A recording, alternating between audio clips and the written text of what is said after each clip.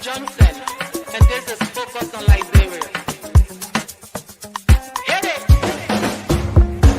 From Cape Mount to Cape Palmer, mountain back to Atlantic Ocean, Obomi Hills to Boakai, to educate, elevate, and promote.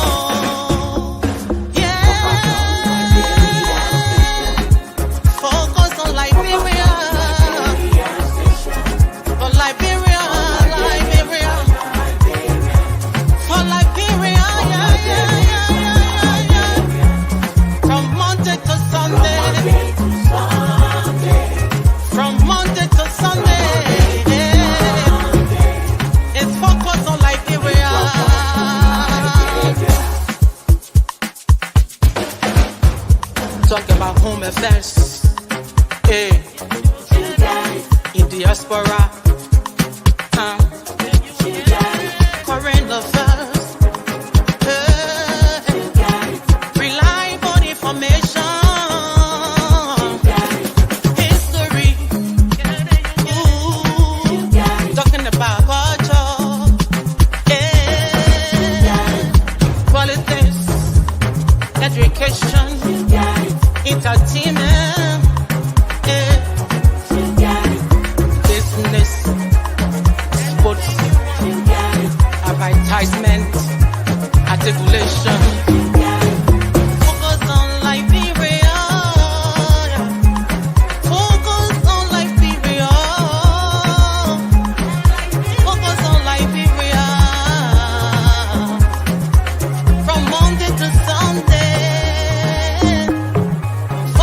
At Focus on Liberia, we discuss everything Liberia, from education to politics, arts and culture, entertainment, agriculture, history, religion, family, and technology. Focus on Liberia uncovers and showcases the best of Liberia and shows the world the truth about Liberia. We educate, elevate, and promote all things Liberia. We conduct interviews, panel discussions, debates, and more. Tune in to Focus on Liberia on Facebook and YouTube and be a part of the stories that make up the news. This is Focus on Liberia, and I am Dennis Jack. And I am associated and a pleasant and welcome to Friday night debate here at Focus on Liberia.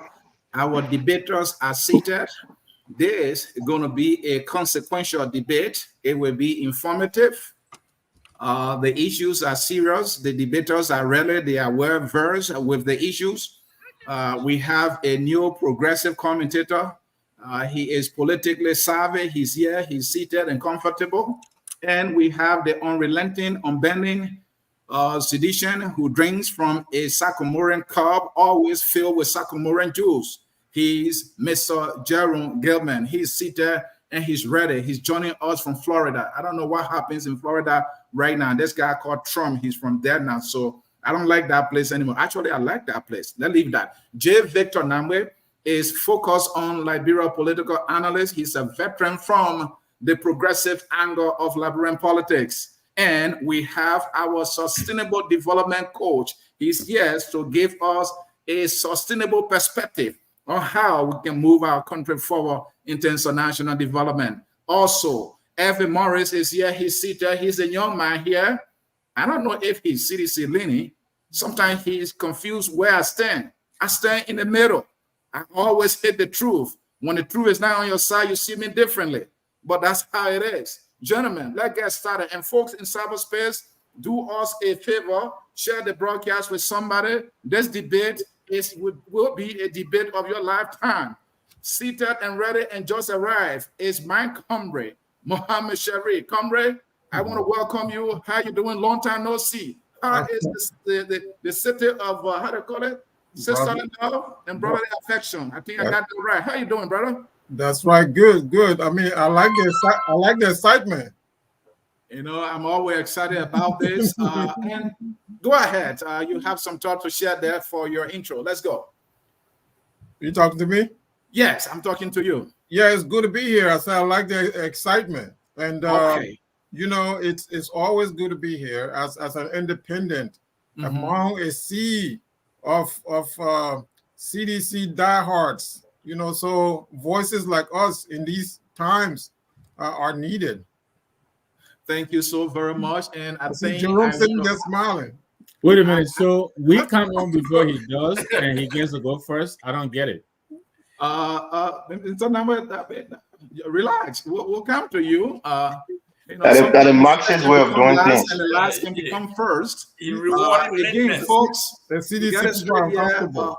Mr. Mohammed Sharif, Comrade Mohammed Sharif, is focused on liberal political analyst, and he is saying he is an independent mind, an unquestionable independent mind. But we'll see whether his independent mindedness will be truly unquestionable. We will see. Let's welcome Evan Morris. We share the same state of Minnesota. Evans, how you doing? Welcome. I'm doing really, really great. I just love to see the hypocrisy that's going on in the country right now.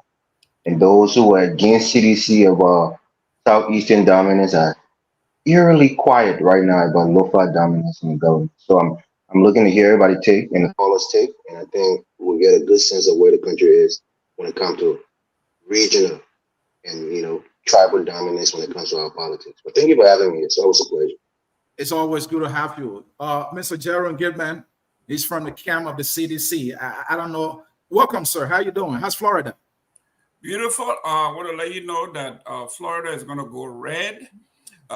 We are going to beat Sleepy Joe. And You're not running against. You're not running against Joe. Yeah, Are you afraid of the girl? He's Are you asleep afraid right of now. her? Jerome is asleep. we are going to You are losing. Wake up. we are going we are going to beat Sleepy Joe and our Marxist and the vice president nominee.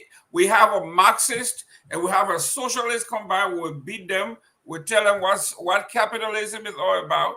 So we'll make America great again. Thank you very much. What does this have to do with Liberian politics now? Someone just said to me, if you couldn't beat Joe in Liberia, in America, you would beat Joe, but let's leave it. Dr. Clarence R. Pearson is focused on Liberia, new progressive commentator. Welcome, brother. How you doing? Thank you, Anthony, for having me tonight. Hi to all my esteemed panelists. It's a pleasure to be on the show tonight. And a good evening and a good afternoon to all those who viewing across the world. All right. Also, speaker is ready. Is Pastor S.T. Salih, focus on Liberia, sustainable development coach, always coming with that perspective. How do we sustain development in Liberia? It's good to have you, man of God. How you doing? You are muted. Sorry, Mr. Sear. Thank you. It's good to be here, and I look forward to a great debate tonight. I mean, I can see everybody's ready to, get this thing going. So, yeah, I'm happy to be here, and thanks to all our listeners wherever you are. Please tune in and share the show. All right. And the only veteran in the room, the progressive in the room, is here. J. Victor Namwe is focused on liberal political analyst. It's good to have you. How you doing, CM brother? And I dare anybody put food. No one to put food. That's why I make you laugh. You see how powerful it is now? Listen, it is good to be here. It's been a little while, but I'm very happy to be here. And listen, to all my friends and family who keep telling me to watch the show, I'm asking you now, share the show and invite a friend. Let's make it happen. It's good to be here. All right. Let's get to it. And for things we have on the menu, number one, from Southeast dominance to Lofa dominance under Jose Boakai. Least you forget, during President Weah's term or presidency, there was the outcry that the government of President Weah was dominated by Southeasterners. That President Weah have given most of the key positions in government to people in the Southeast. The Unity Party, President Boakai himself, and those who held political opposing views to President Weah decry on this idea of we are having people from the Southeast. Now, we see that President Boakai has reduced this thing to one county, Lofa County. There are many appointees who are from Lofa County. The most recent one is the finance minister. Information is that he's also from Lofa County. So what is going on with this from us coming from Southeast dominance to what Lofa dominance? Is that what it is now? Is this the change that we were promised? We will discuss that, and the political minds are here and ready to dive in. It will be a debate of your lifetime. Also, number 2 on the menu, former President Weah takes President Boakai to ECOWAS. Wait a minute. Weah wrote a letter to ECOWAS complaining President Boakai. Isn't this very Weah man who, when the ECOWAS court ruled in favor of Cabinet General, said, hell no, we will not take the ruling of ECOWAS, and now he goes to the very ECOWAS, asking for ECOWAS to intervene in something he believes is like targeting his political party and his appointees.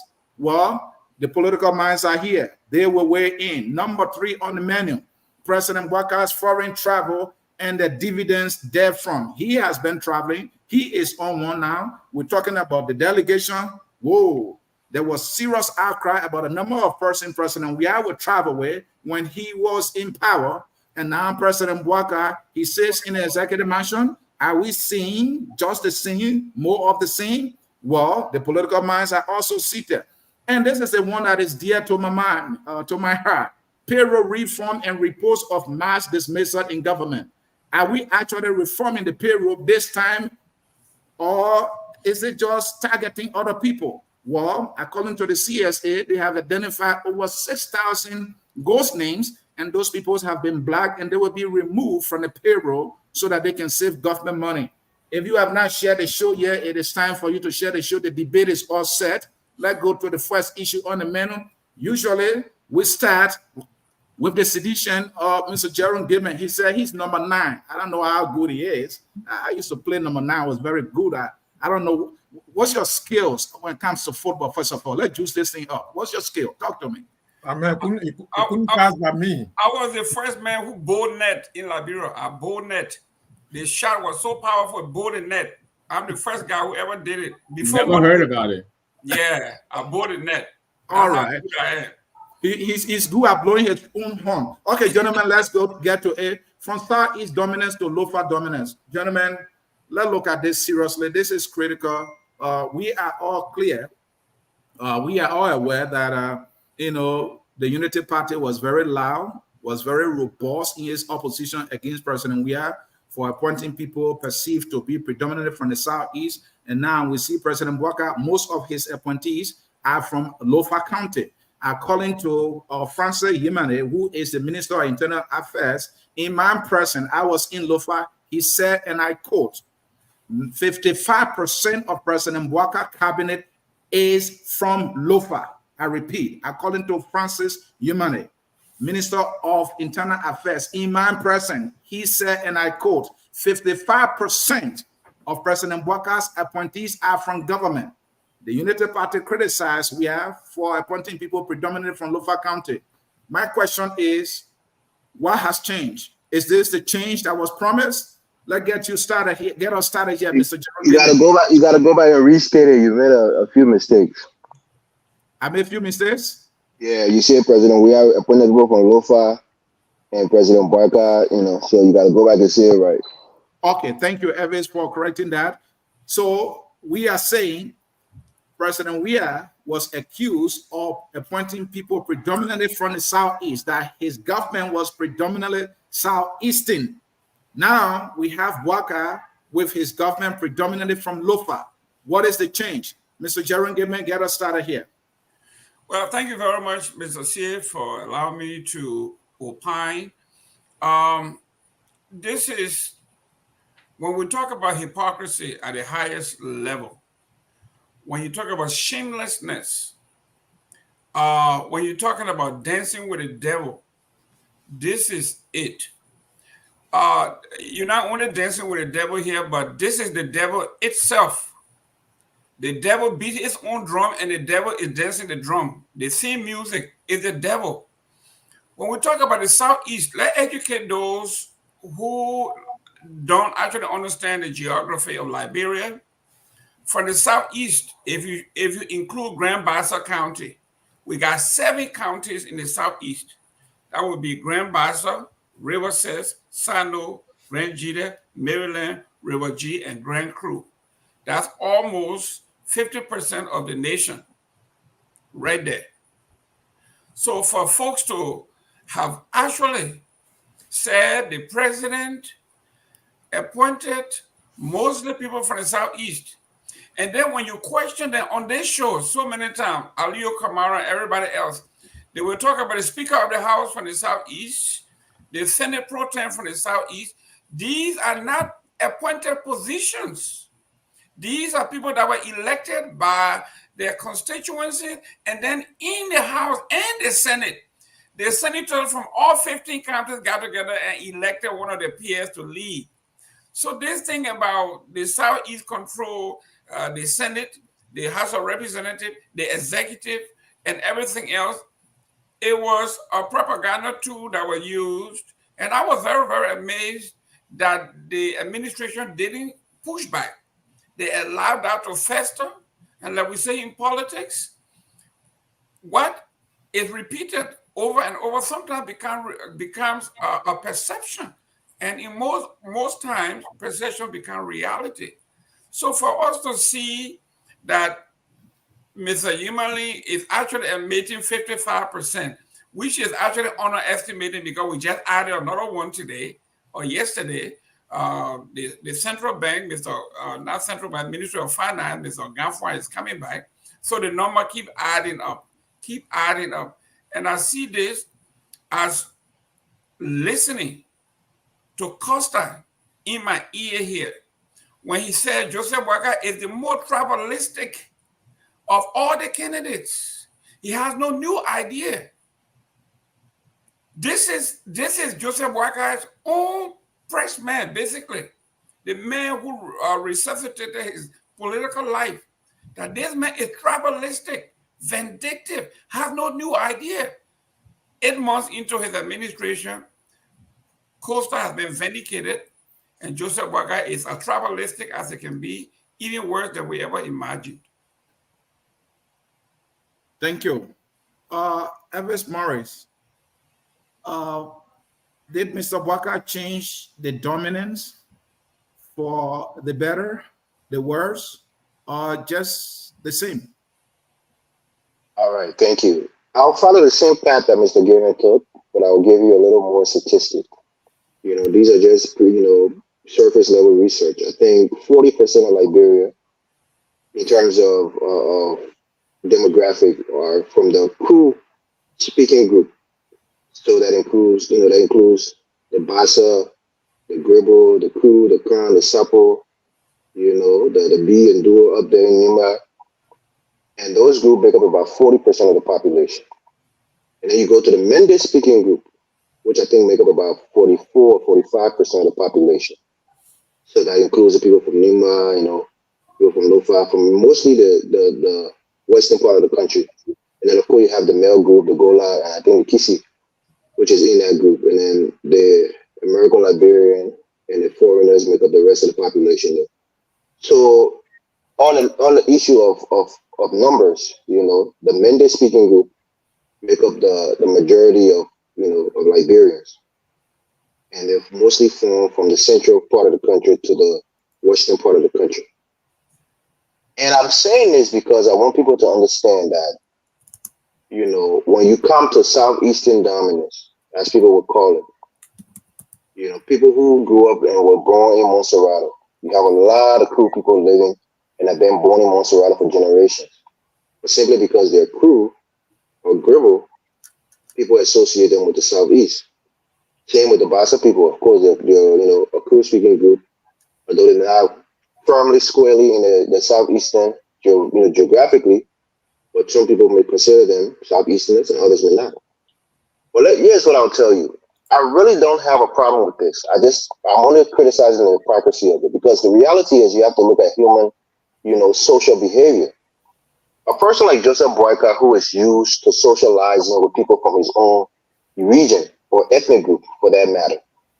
You hear somebody like a Gafwan, who is from Lofa, who has done well in his education and has served government. It's natural that those two people path would cross, let alone that they serve in the same government. So he has socialized with Gafwan and the likes, and he knows them pretty well. They almost have a familiar relationship, and as such, he trusts them more so than other people who he's not really familiar with. Similar thing should have been said about President Weah. Where you come from, you tend to socialize with those people more often. It's just pure human thing. When you're a black man, you tend to marry a black woman. You tend to live in mostly a black neighborhood. People who are alike, they tend to congregate around each other. And in politics, it shouldn't be like that, but it is like that. And that's why when people were criticizing President Weah when it came to the Southeastern dominance, it was all about trust. People always use this word. The president got to trust you, and you trust people who you know the most.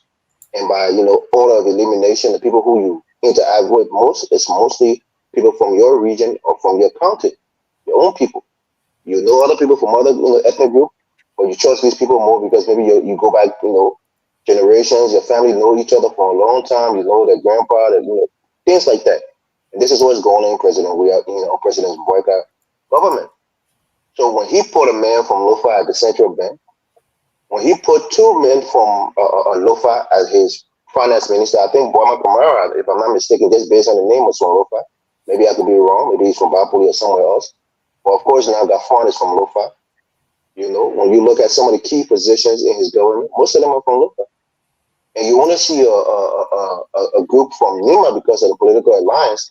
But the reality is, most of the key positions, especially those that have to do with the finance, I think the LRA director is also from Lofa. He has a strong relationship with President Boakai. So I don't think that President Boakai hates Southeasterners. I don't think that. But the reality is, the people who he knows, who he has interacted with, who he has the most trust in, happen to be from that region, just based on human socialization. And I think people have to be intelligent enough to understand these things. And whoever the next president is probably going to be a similar trajectory. That's why I didn't want people to criticize President Weah as a travelist. But the reality was, the people that he surrounded himself with were mostly people from his region and people who coalesced around him to support him because they saw him as their son or their brother. And lastly, I would say the CDC is dominated by people from Lofa. The last two, I think, chairman of the CDC has been from Lofa, Moba Molu, and I think, what is his name, Jangako or something, or whatever his name is. I think he's from Lofa. Jefferson Koji, the Thomas Fala, all of these top brass in the CDC. Most of them are not from the Southeast. So when people think that the Southeast was dominating the CDC government, it's just not true.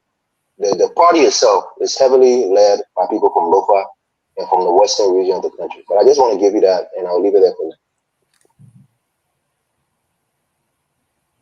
So say you're new there, I think. Let me come to you, Dr. Pearson. Where do you stand on this, be a county, regional, or ethnic dominance in government? Does it matter? Thank you, Anthony. I think, and I've said this before, and I'll say again. I think it is politically elementary for us to be basing appointed position on the issue of which county you're from or which ethnic background you're from. And I said this before. I think when it comes to things like this, being appointed to government should be based on competence.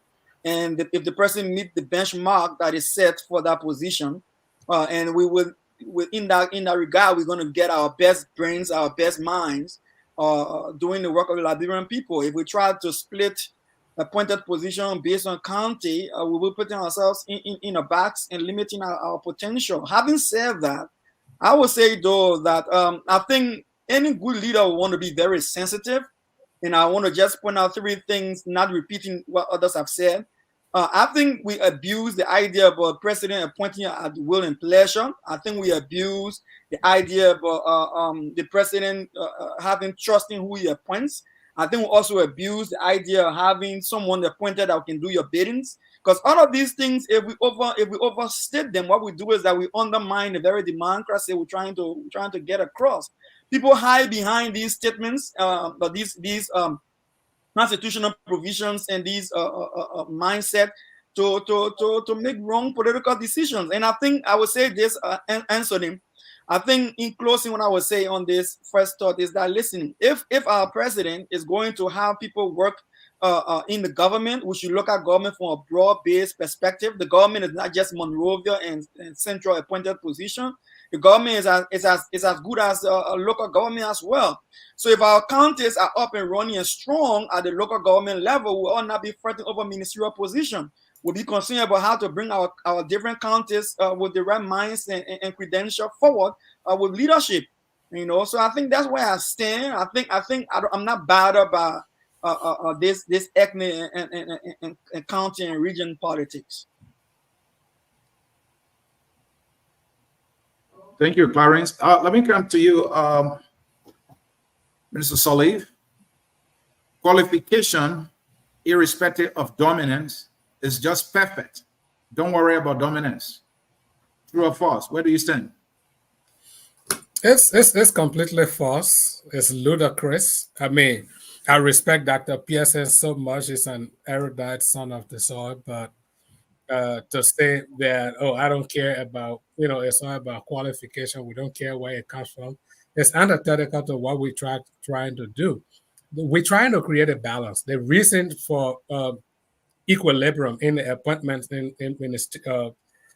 ministerial appointment or director of agencies and all these things is because we want growth and development. In the mind of a sustainable development person, it's just not sustainable.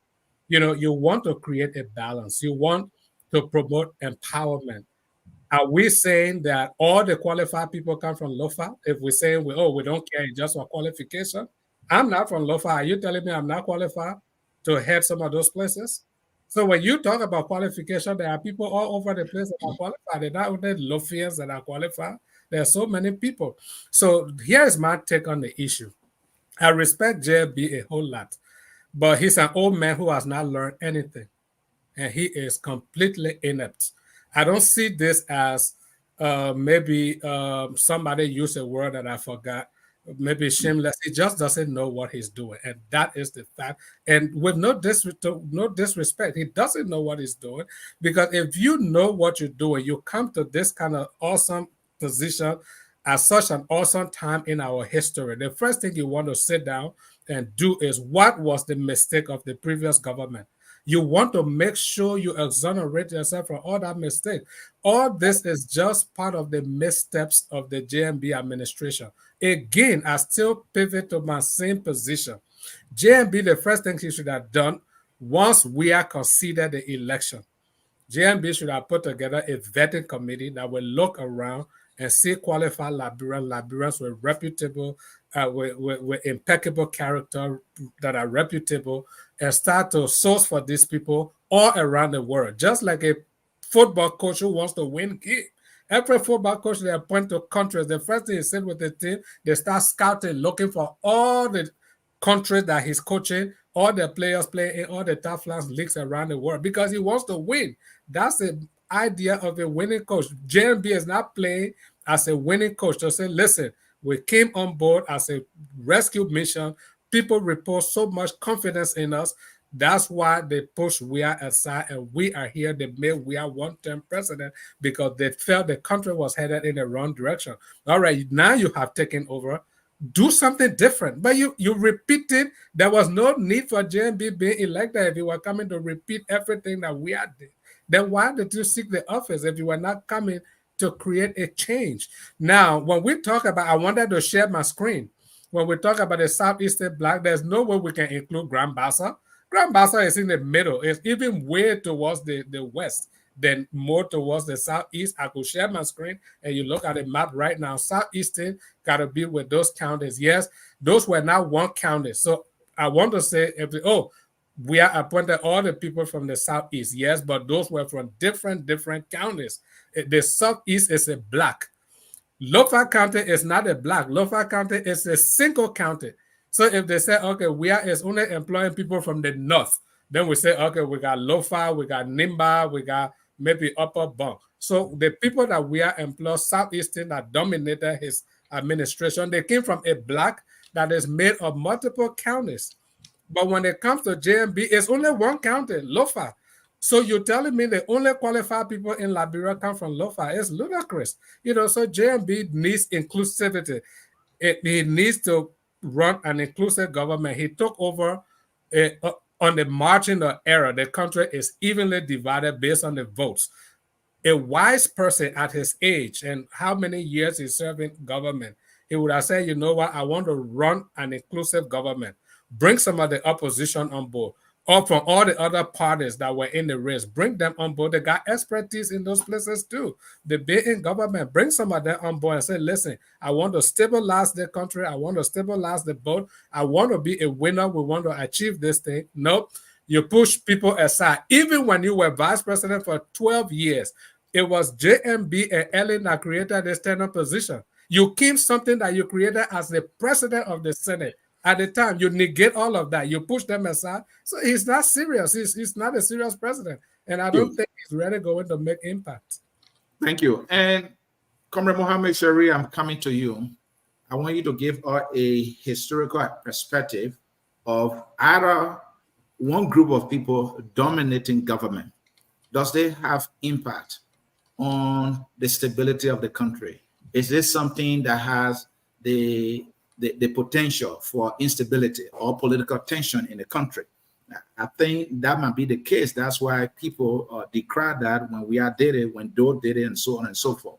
So with that historical perspective you're willing to share, is this the best any Liberian leader can do when it comes to appointing people in government? You're muted. Sorry about that.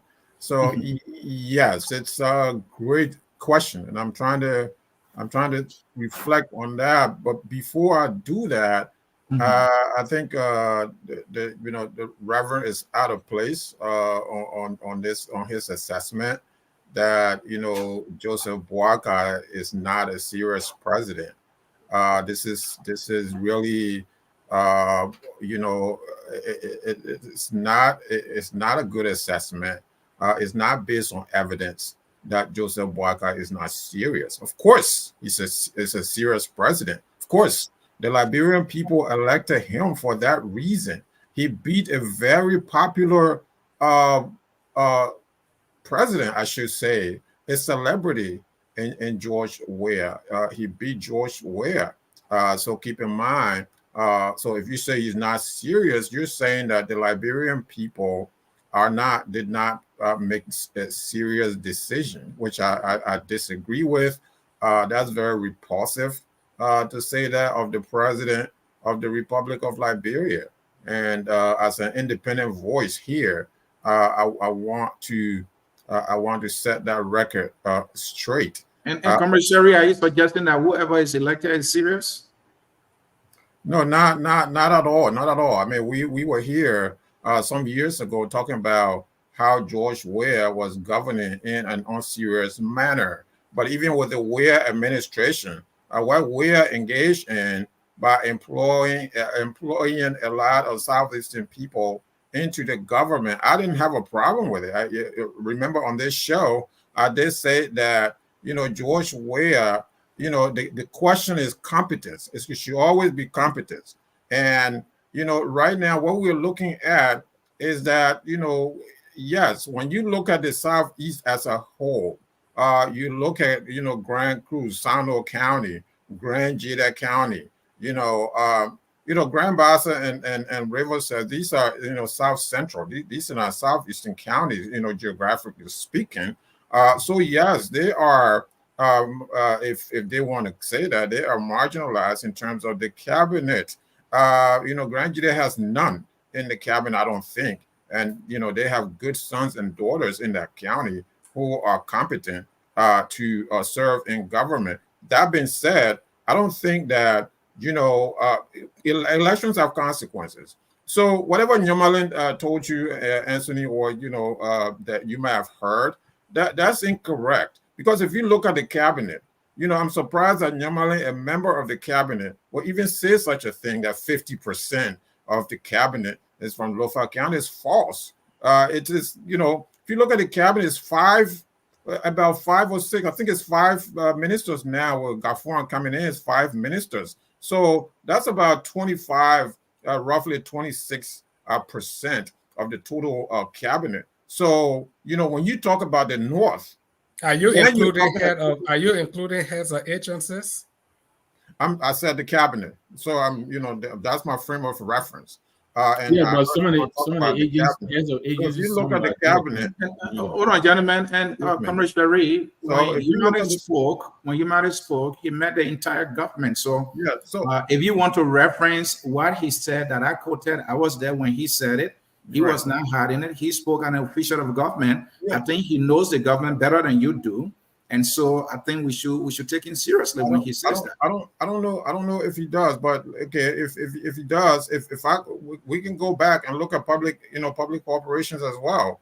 The numbers will bear out that the North is dominant, not just Lofa County. So we cannot just pinpoint Lofa County as a dominant county in the government. So the North is dominant. I just mentioned that Grand Jita as a whole, Grand Jita has Even your colleague, what's his name, Amara Conant, said something like that at the very beginning of the government. That was when the government was forming.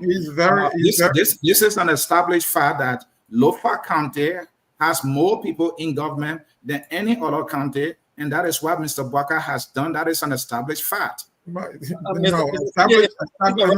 trying to find a list, and I'm going to post the list. Please protect the gentleman. Comrade Sherry, you are protected. Go ahead. An opinion is different from an established fact. What the senator, my good friend, Senator Conant, said, that's his opinion. I mean, everybody has their opinion on how they see things. And I'm speaking in terms of the cabinet. I just told you, so I'm trying to be honest with the question. Like when you look at the cabinet right now, it's about 25% from Lofa County. So if you're speaking of county by county, Grand Jita County actually felt worse. So if you look at county by county, you're going to break it down. Some counties really fare worse in terms of these appointments. But your direct question to me was, a historical backdrop. The most the predominant historical backdrop that we can give this is, the founding, from the founding of the nation, when you had actually after the ascendancy of the TWP government at this point, this was predominantly so-called Americo-Liberian based party. And from that moment, when the TWP took power back in the 1860s, the late 1860s, 1870s, it was predominantly settler based. So this is, and these were some of the causes for the problems that later occur in later years, especially in 1980, that led to, some of the reasons why we had the 1980 coup. Of course, I mean, Mr. Doe and other leaders from that moment were accused of the same, kind of tribalism. You remember, if you do remember, Doe went on television to say, this is not true. Look, the person who cooked for me is from Nimba County, so-and-so is from Nimba County. The person who did this, my doctor, is from Nimba County. But people didn't even listen to all of this. So leaders have always been accused of this, and certain people come to this argument with no statistics, and they just say, so-and-so is corrupt, so-and-so, is practicing tribalism. I don't believe in this. I believe in competence. Someone mentioned that. So I want to Comrade Sherry, if there was any dominance in any government in Liberia, was that fair? Was that fair?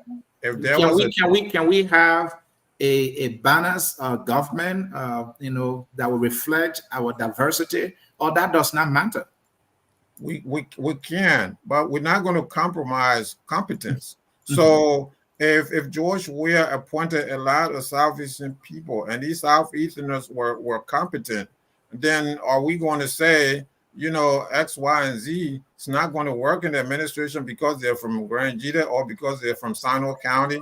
That's not how, for the most part, we formulate our debate. I mean, I think that our debate should be around competence in terms of, promoting competence, promoting commitment you know, and whatnot in our discussions, and not to say, because we have a Mandingo president, you know, should we have a Mandingo president one of these days? Oh, Mohammed Sharif is entitled to work in that government. It shouldn't work that way. I don't think. You know, it should be based on what you bring to the table, your commitment, your intellectual ability, and your commitment to serve your country diligently. And I think that's what we should be talking about. Thank you. Jeff Victor Namwe, focus on liberal political analyst and progressive. You've been around. You saw dominance firsthand when you were a young progressive then, even to this day. Talk to us here. Why should we be careful with the dominance of either one ethnic group or county in Liberia? Why should we be mindful of that? Well, we need to be mindful because it is dangerous. It breeds resentment. I take it back to Samuel Doe time. Some of you guys are still young, but the people from Grand Jita, or more specifically the Crown tribe, or more specifically the people from Tuzon, they will tell you they're still suffering the consequences of the resentment that the majority of the country felt towards them because of the nepotism of Samuel Doe. All right, even though some of these people did not even come anywhere near the government, but Liberians are fond of collective guilt. As long as you came from Grand Jita or are from Grand Jita, we assume you enjoy the government. So there are real consequences that result from this. Look, the Front Page Africa of back in February, I know that has changed. The Front Page Africa was reporting as at February 8th, out of the 39 appointments in government, 15 of those 39 came from Lofa. 15, and they are citing appointments such as the mayor of the city of Monrovia, the chief of staff of the armed forces of Liberia, the minister of internal affairs, the minister of youth and sports, Lisges, deputy director of public works, minister of commerce, head of the revenue authority. I mean, they go on and on and on. So I think the facts are there. I don't think these are assumptions. The Southeast is a block of at least 5 counties. And let me say this. Politically, it is not smart. It is not smart to segregate the rest of the country or exclude the rest of the country, because Lofa County is the 4th most populated county in Liberia. You need the numbers. Elections are won by numbers. Lofa County has 360-something thousand people. Most rather has over 1 million people.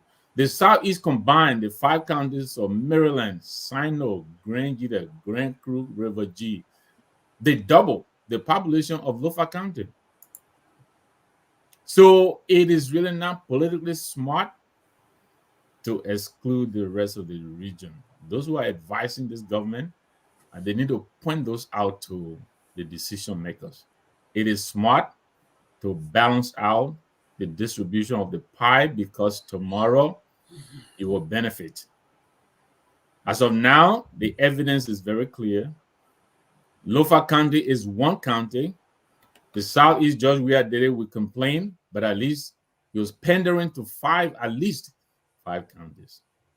So, much has been said about it. I just wanted to put those pieces out there.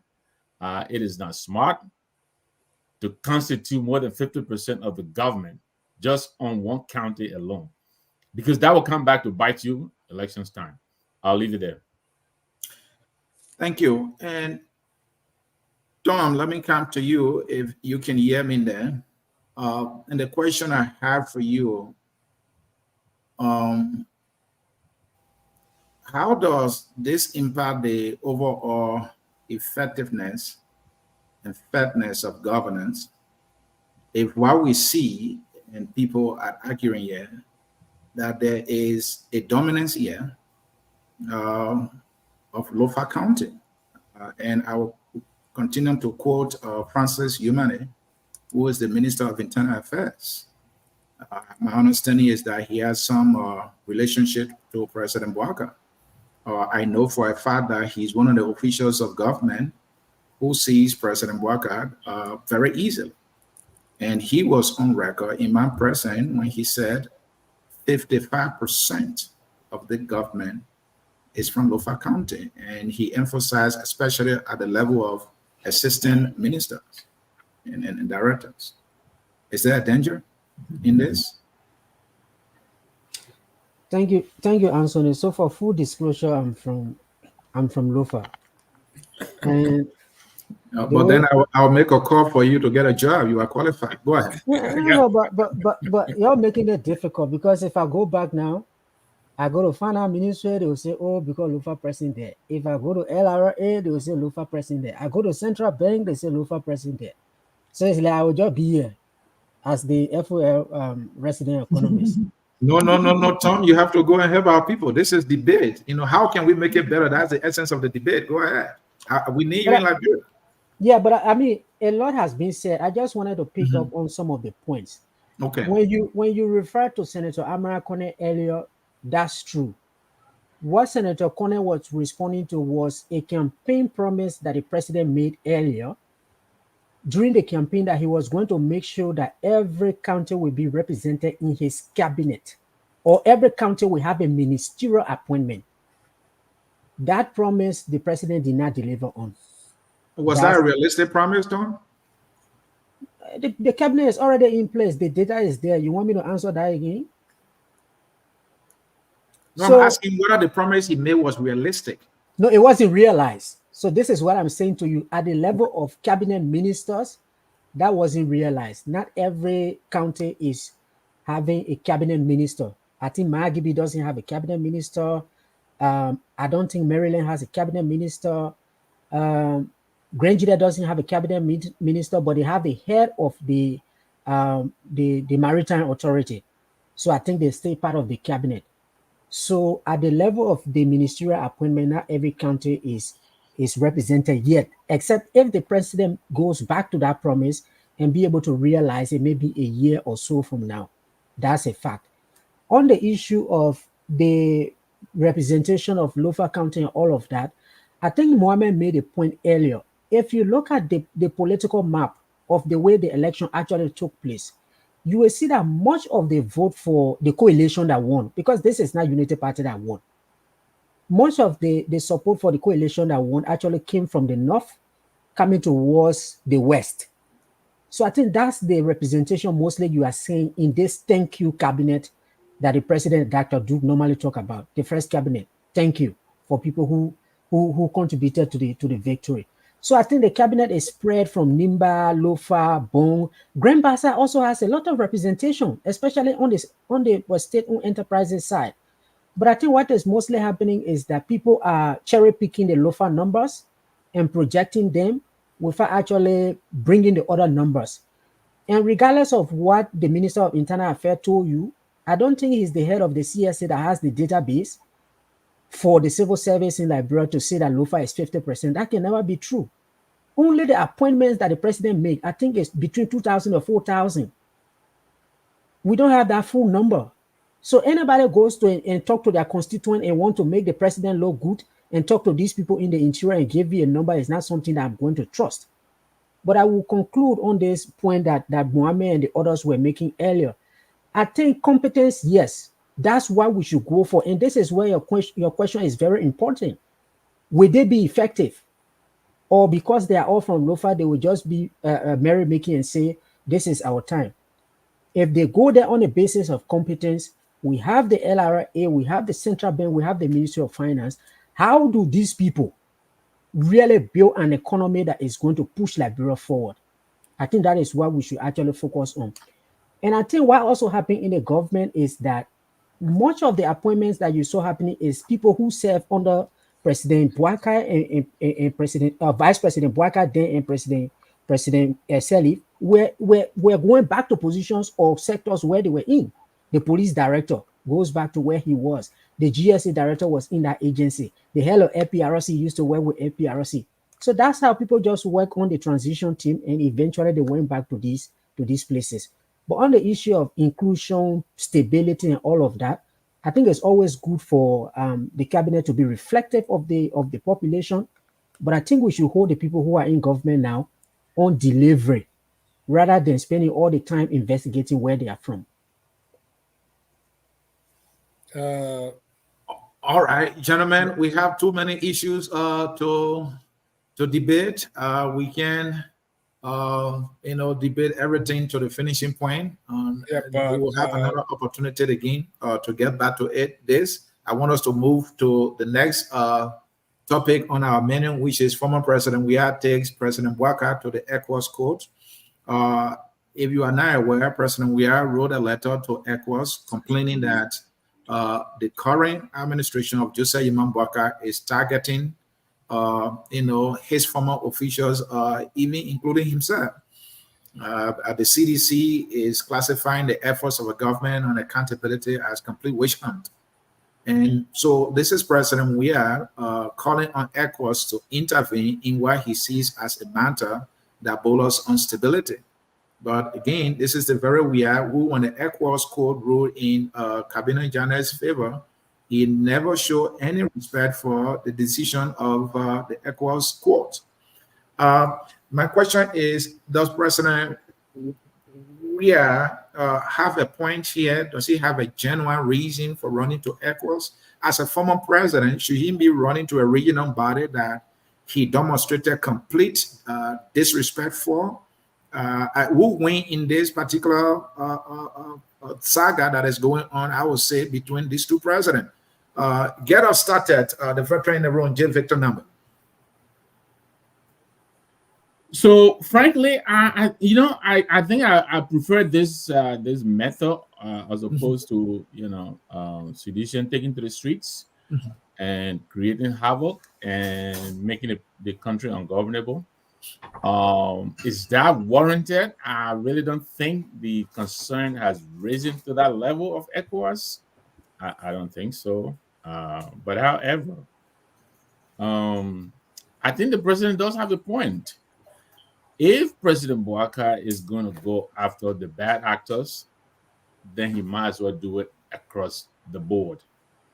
There are many who have called on the early days of this government, starting from NASCOP. That matter has never been touched by this president. Many have pointed out that that is a matter for concern. If that matter is bad and you don't touch it, you might as well leave everyone alone. If you're going to touch the others, you should then go to NASCOP and begin from there. There are several other instances that I could cite here. But I think the CDC, the former president, has a point. If the president is going to go after bad actors, and as he should, I think he should do that. What I'm asking is, do the call, then we will help you. Other than that, it amounts to wisdom, I'm afraid, which will eventually lead to chaos. And you don't want. So I'll urge the president to continue what he's doing, except that I want him to do it across the board. Thank you. Let me welcome Jimmy Eastman from our program On Point. Jimmy, welcome. I will give you the opportunity to, let's say, a meeting on the dominance issue that we discussed earlier. Go ahead, please. Thank you. Thank you, Mr. Sia. It is always a pleasure being here with these gentlemen. And as for the issue we were previously discussing, I'm not surprised Jimmy, do you have something to tell us? Do you have something to tell us for coming late? Let me hold you accountable. We hold you accountable. We got to hold our own accountable. No, I'm well put, and I believe in accountability. Actually, as a manager, as a manager for many years, if you do not hold people accountable, they do not respect their jobs. They do not respect the quota, the criteria of which they are signed up for. So it's essential And that is one of the lackings in Liberia, because we do not hold people accountable. So, Mr. Sia, you are perfectly correct. I did see the link when Clarence asked for it, but I hadn't seen it earlier. So I don't blame nobody but myself. But that's what's the reason why I got late. Now, speaking on briefly on the other issue, I'm not surprised that a multitude of candidates or nominees have come from Lofa. When I've said this before, Boakai even ascended to office, that when I was attending LU, there were a lot of Lofa students. They dominated in the sciences and in many other fields. Many. So when I knew that when Boakai ascended to such a position, he'd have a big reservoir of educated Lofans to choose from. So I'm not surprised that we have a lot of people from Lofa. That being said, it's one thing being educated, but it's a whole nother thing being efficient at your job. And I think somebody else was alluding, I think Thomas was talking about it. He says, what is their productivity? What have they changed? What have they improved? So we find a lot of people that they're great administrators. You created a position, you created this infrastructure, and you just set them there and they just administer. But can they create? Can they build? That is the true challenge of us in this era. We have to build. Now, are they going to be builders? That is to be seen. Okay, so coming to the issue at hand, I believe you asked about the ECOWAS issue, President Weah calling on ECOWAS. Let me tell you, it's ironic that President Weah is going to ECOWAS now, because he, just like we said, he did not honor the ECOWAS judgment on Kabina Jane, and now he goes back to the very same institution they did not honor. That may have been a faux pas on his behalf, but they are still the oversight institution for West Africa. So he's still correct if he wants someone to look into the matter that is affecting our people. I think he's still correct by going to them. Now, but what the question comes is, what will their intervention prove? Will it matter? Will it bring stability? Will it cause Boakai administration to behave differently? And I think yes, because once you bring it to the forefront, it may damper some of these things that are going on. But I think what somebody might have said here, if Boakai's administration wanted to be absolutely fair, I think he should have started with members of his own administration who have been dealt in questionable activities. He would have shown that he is a person would not favoring anybody, even if it's in his own party, in his own administration. I think he would have set a beautiful example, and he would have laid the ground for future prosecutions, for future investigations. But by not doing that, he is opening himself up to favoritism and witch hunting claims and stuff like that. He should have started at home. Then he would have been justified in anything he wanted to do going forward. I think that was a mistake on his part. All right. Mr. Goodman, what I continue to see now is our political leaders are setting what I observe as a bad example and a bad precedent. When they have political disagreement with their fellow political actors, they run to the U.S. Embassy They write letters to the U.S. Embassy. They call it on ECOWAS. They say that they don't respect their fellow political leaders to engage them. I mean, every time I saw a sitting president, Darius DeLong, going to a U.S. embassy, this is a senator. Now he's a senator on foreign relations. He went to the U.S. embassy to protest because he had political disagreement. Could he not engage President Weah as a leader in the country? He comes from a political party. This is what I see. Yeah, it's President Weah. He and President Boakai are neighbors. He has known President Boakai for long. President Boakai is the president of the country. If he has disagreement, why can't he give him a phone call or reach out to him for them to discuss and find solution to this other than running to ECOWAS? During the war, we ran to ECOWAS. Minor political disagreement will go into ECOWAS. So when you see now, even the youth in Liberia, anytime they're speaking, we call it on the international community, we call it on the U.S. embassy, we call it on a. When are we going to change this? Thank you. I think when you look at those of us who have been here for a while, we keep telling us that if the foundation is not right, no matter how great an architect you are, you can never right what is wrong. Let's look at the Supreme Court. The Unity Party and the opposition at the time disagree with the Supreme Court's decision to impeach and remove Kabila Janet. And they protested.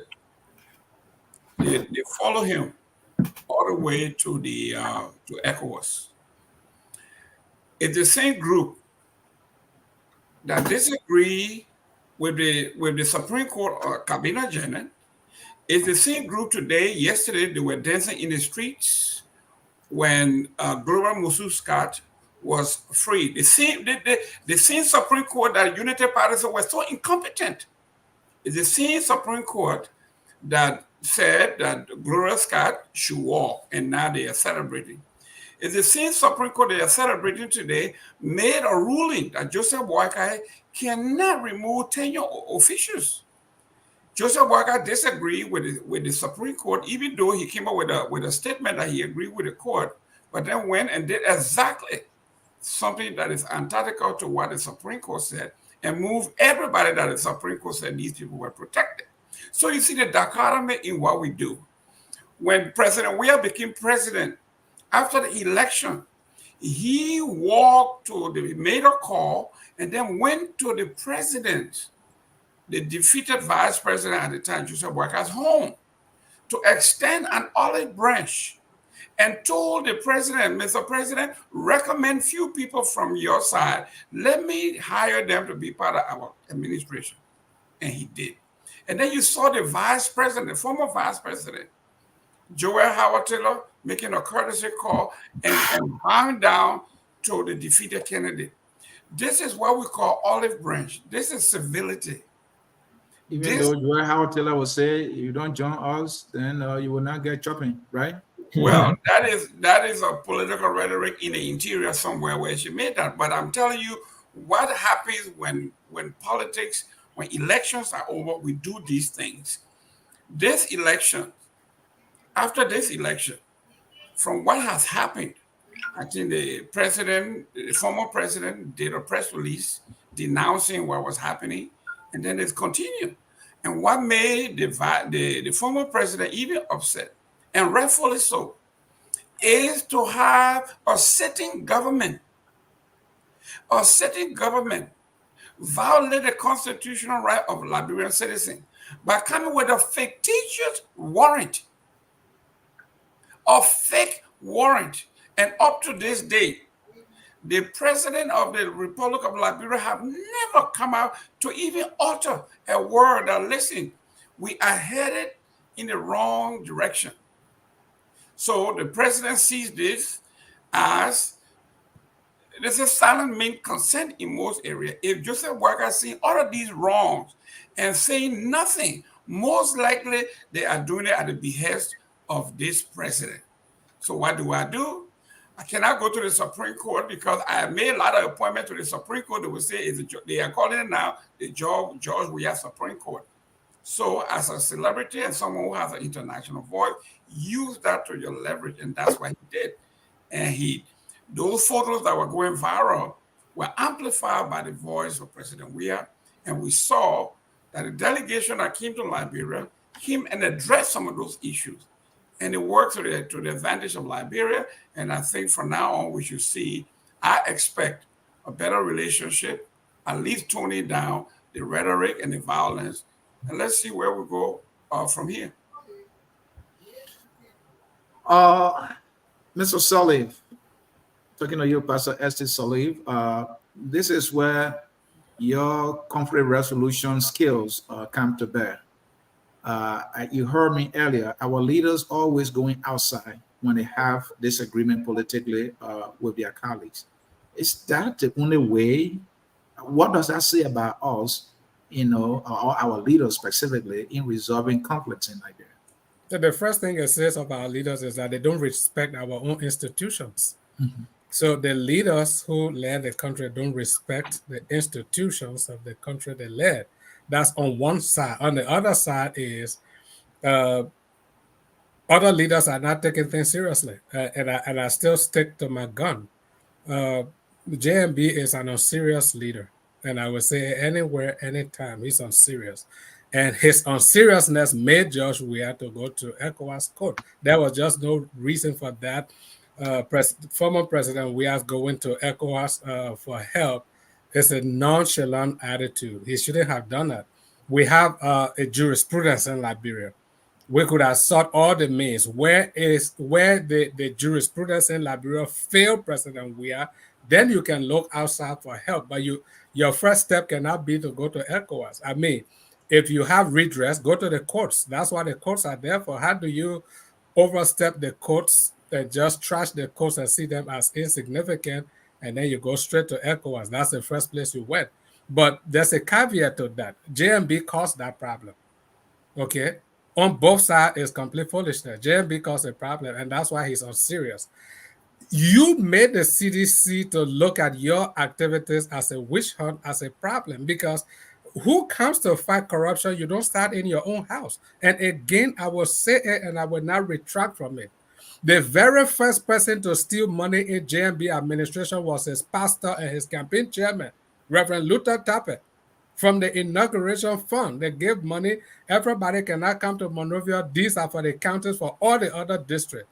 Reverend Luther Tappet cut all that money, and he did not deny it. He stole the money. What did JMB do? You came, that was your very first act that you should have done. You came to fight corruption. What did you do? You gave Luther Tappet appointment. You did not punish him for that. He owned up to it that yes, he took the money. You appoint him. He's unserious. The CBN, you came, you started to remove people from tenure position, and all those people were seditionists that you removed in tenure position that you helped to craft when you were vice president for 12 years. You had no respect for the very law you created 12 years before George Weah administration. You come, you overstep it, you're not serious. Recent one, you remove CBN boss, you bring somebody from who ran down a bank, a failed banker. You bring him to put it over CBS. This man is not a serious president. So he gave Weah the reason to run to ECOWAS because maybe Weah did not have confidence in what was going to happen in the country. But that was nonchalant attitude. He shouldn't have done that. But it was at the behest and instance of President Boakai. He doesn't know what he's doing. He's inept. He was a fraud on the Liberian people, and I'm not going to miss my word. JMB was a fraud on the Liberian people, but the reason that happened, that fraud happened, is because people were tired with George Weah. The way they were leading the country, the extrajudicial killing, the rampant corruption, the people got tired. So they just needed help, and they saw this old man as, oh, maybe he might be different, and they brought him. And I told everybody, I understand you're tired with Weah, you got to get rid of him, but JMB, he has a track record that you can follow and know he won't do any different. The man is a deacon in Effort Baptist Church. 12 years he was vice president. That church remained uncompleted for 12 years. And he went to that church every day. The man who is a deacon in a church that cannot even help in his position as vice president to complete that church, I knew there's nothing he was going to do when it comes to Liberia. His own county, Lofa County. When they brought that up, he said, oh, it's because I'm just vice president. I don't have any authority. You have influence. You might not have authority, but you have influence. Go to Ghana, go to Nigeria, go to Senegal. Where can a vice president come from? And you say no meaningful change, you don't have influence. So I knew I followed JMB for years. Full disclosure, Joseph Boakai Jr. and myself were in school together in St. Patrick's. Maybe he was 2 years behind me. But Joseph Boakai is the reason for where we are today. He should have been the difference maker. He should have been the one he took over a divided country, and he's not doing anything to unite the country. The missteps are just too rampant. So that's why we got all these things going. It just let me just put that. Charles Taylor used to do the same thing. When Charles Taylor was in Liberia, once there was no pressure on him, Obasanjo was chairman of ECOWAS at the time. When Obasanjo, no, we are all sovereign countries. We all got our sovereignty. By the time there's pressure on him, he will run to Abuja. Oh, you are the big brother, and this. So that's what George Weah is doing. When he was president, he did not care about ECOWAS decision, but now he's not there. He thinks ECOWAS is important. Thank you. And Tom, let me come to you. My understanding, based on report, is that one of the persons nominated to the central bank defaulted on a $90,000 loan. Our understanding, based on, I think, the audit report on the central bank, is also that now nominated finance minister is in arrear of $5,000. I owe money. I owe the bank. I took a loan from there. All right. Others are saying that it was a poor judgment on the part of the president to have nominated the individuals who, based on the report on the central bank, defaulted on loans that they took from the bank. Be a person who has deep understanding with these financial matters and also our public financial laws. How do you read it? How do you understand it? We finish with the ECOWAS issue. My man, it's part of the ECOWAS issue. Go ahead. It just came out. I'm moderating that. Dennis can say, I'm Jesus Christ here. I want to put you in a difficult position. I'll answer that question, but I just wanted to make a point to what Reverend Salif was talking about. Mm-hmm. You see, George Weah presidency got us in a bigger problem that will affect society. It will take years to decade. You know, in economics, we got this thing we call autoregressiveness. Mm-hmm. Everything that is happening today, what happened yesterday has an impact on what is happening today.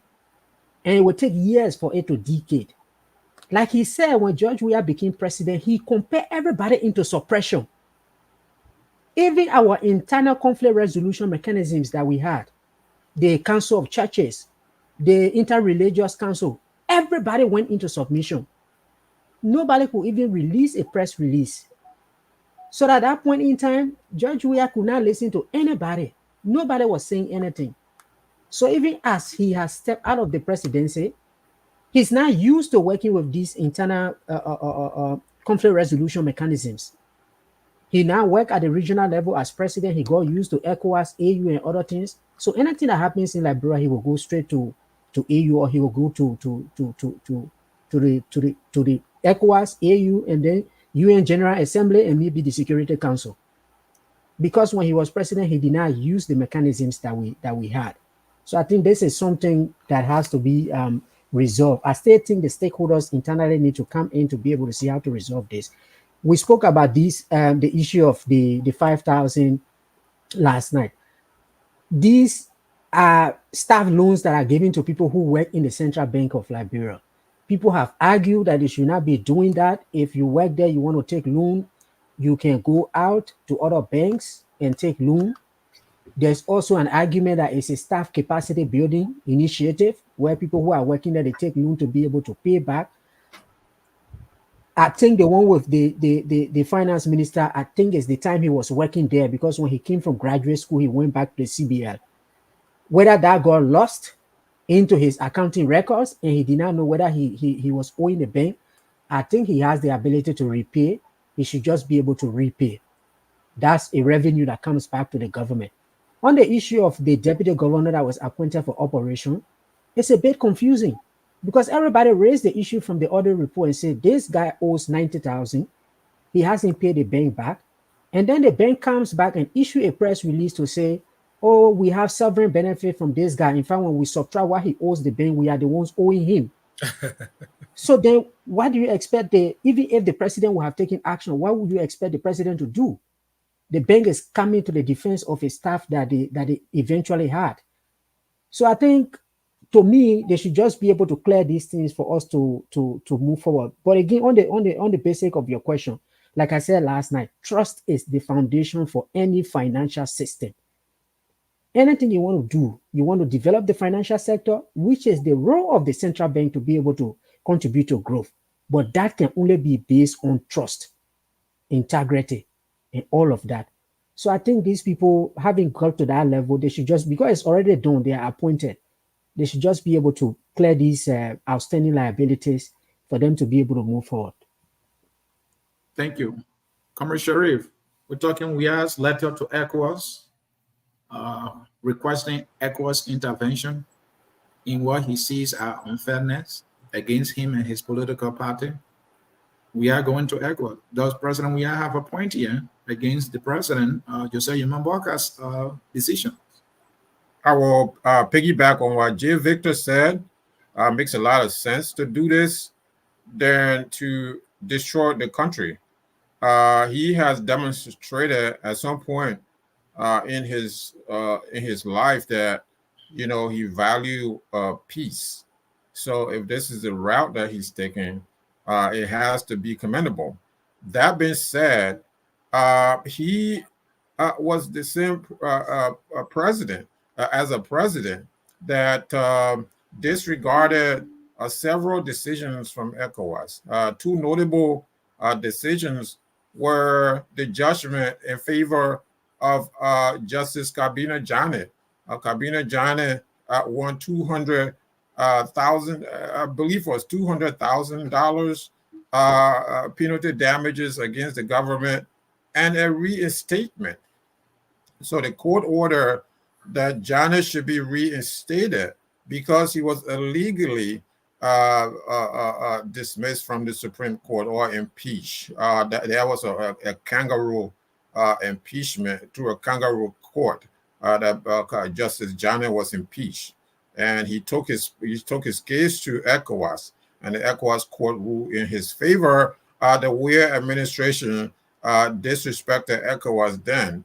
Case number two is former First Lady Nancy B. Doe. Nancy Doe appealed to ECOWAS, and Nancy Doe won the case. So the Liberian government was again beating in the court, in ECOWAS court, and former First Lady Nancy B. Doe was awarded more than $18 million United States dollars of money that former President Doe may have saved in several places here and there, that the government has not been able to return to the former First Lady. So George Weah had an opportunity to at least reach out to these Liberians who won these cases, to let them know that he understands their plight, he understands their situation as a uniter, as someone who honors a multilateral institution and our relationship with the West African region, but he did not. So as they say in America, that's karma. Now what goes around comes around. So now he's depending on the very institution that he disrespected. What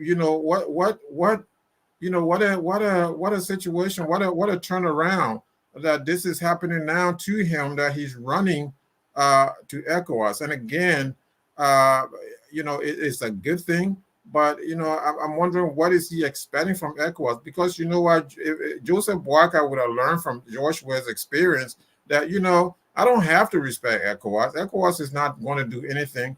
And believe me, the Boakai administration is not going to respect any decision that's going to come out of there. I don't think they're going to, because these decisions from what George Weah did, these are non-binding decisions that ECOWAS will be. Any decision that ECOWAS will make is non-binding. Again, I want to respond to Pastor. Pastor read something somewhere. Maybe he took a copy of the New York Times and read it where it says, somebody was on Syria. So this word that the pastor memorized and, that he's consistently, bringing on here, it's kind of, this is not like pastor, but it's okay. You can take these words and memorize them and bring them on here. And but I still believe that Joseph Boakai is a serious person. You may disagree with his policy and different things like that, but he's a serious person. And Commissioner Reed, what are you looking at to grade President Boakai as a serious man? And I think when Pastor Salif used the word serious, he's talking about in terms of governance, in terms of leadership, not as an individual. Not as an individual. That is different. That is different. Yeah. To say that a president is not, is incompetent is different from the person not being serious. Now, Pastor is saying that as vice president, Boakai didn't fix his church. I mean, is that his responsibility? Should he steal money to fix his church? Boakai didn't do X, Y, Z for Lofa County. As vice president, is that his responsibility to build Lofa County? I mean, we accuse politicians of stealing money to favor their own kind. Heck, we're sitting here talking about appointments that have been Lofians that have been appointed. Let alone if this man had taken money to pave roads all over Lofa County, we will be sitting here criticizing him. So if he didn't do that, I don't know how wealthy this man is. I don't know that he's a wealthy man, that he would take money out of his pocket to build his church or to start paving roads in Lofa County. Look, to me, what you can do as a national leader is develop policies for people everywhere, your citizens everywhere, not just your own county, but as far southeast, the north, the west, the east, everywhere that they can benefit from your policy. Not just necessarily taking money out of your pocket to dish out, just as if you are a piggy bank. Of recent, President Boakai has been taking money from his pocket. You remember the incident that happened in Bond County? You shouldn't. I remember the president gave about 10 million. Very good question. People shouldn't be doing those things, right? If we had a fire department, for example, there should be a national policy. I think there is a national plan of action to have fire engines in every county, in every locality, so that if there's a fire somewhere, that they can respond to those fire incidents instead of having presidents to get up like George Weah went to Margibi County, the CH, what's the hospital in Margibi County, that he went and donated. George Weah went everywhere when there were fire incidents to donate money and items and stuff like that. That is not needed. That's not your job. Your job is to fight for national policy that will cover an entire nation. Let's have fire engines everywhere. It's not that expensive to get fire engines for the 13 counties.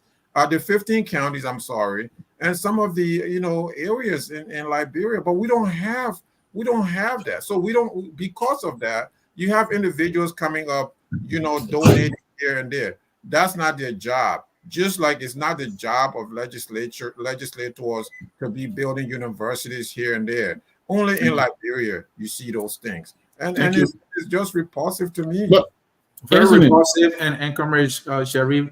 I agree with you. I don't see Joe Biden, president of the United States, going around giving handouts to institutions. And so, I mean, they come up with policies, they come up with programs, and so on and so forth to impact the life of people. You have schools, fund the schools, come up with programs, that's what our people should be doing. Someone was begging for a minute or second here.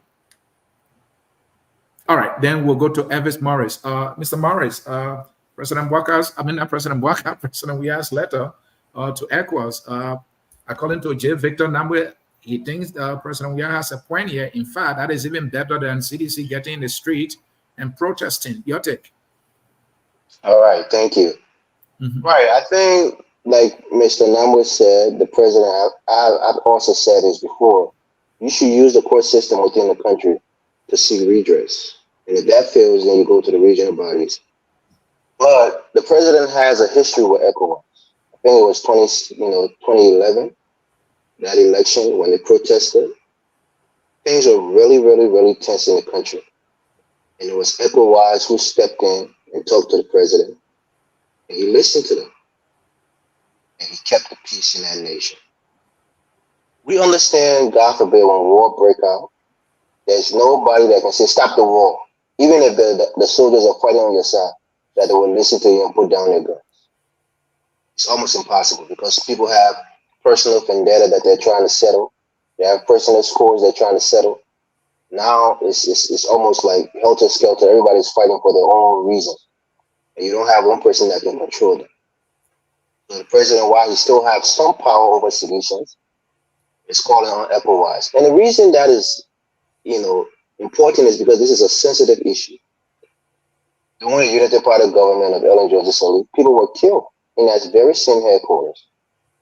So the fact that they went about this in the wrong way, in a lawless and illegal way, to try to obtain a warrant, only to go into the CDC headquarters and you have a tense situation, the president felt like this, this rises to the level of international, alert. And he did, the former president, that is, and that's why he alerted the ECOWAS. And I think we have to be mindful of it. When somebody has hurt you before, and you're in that same position, your only thought is what happened before is probably going to repeat itself.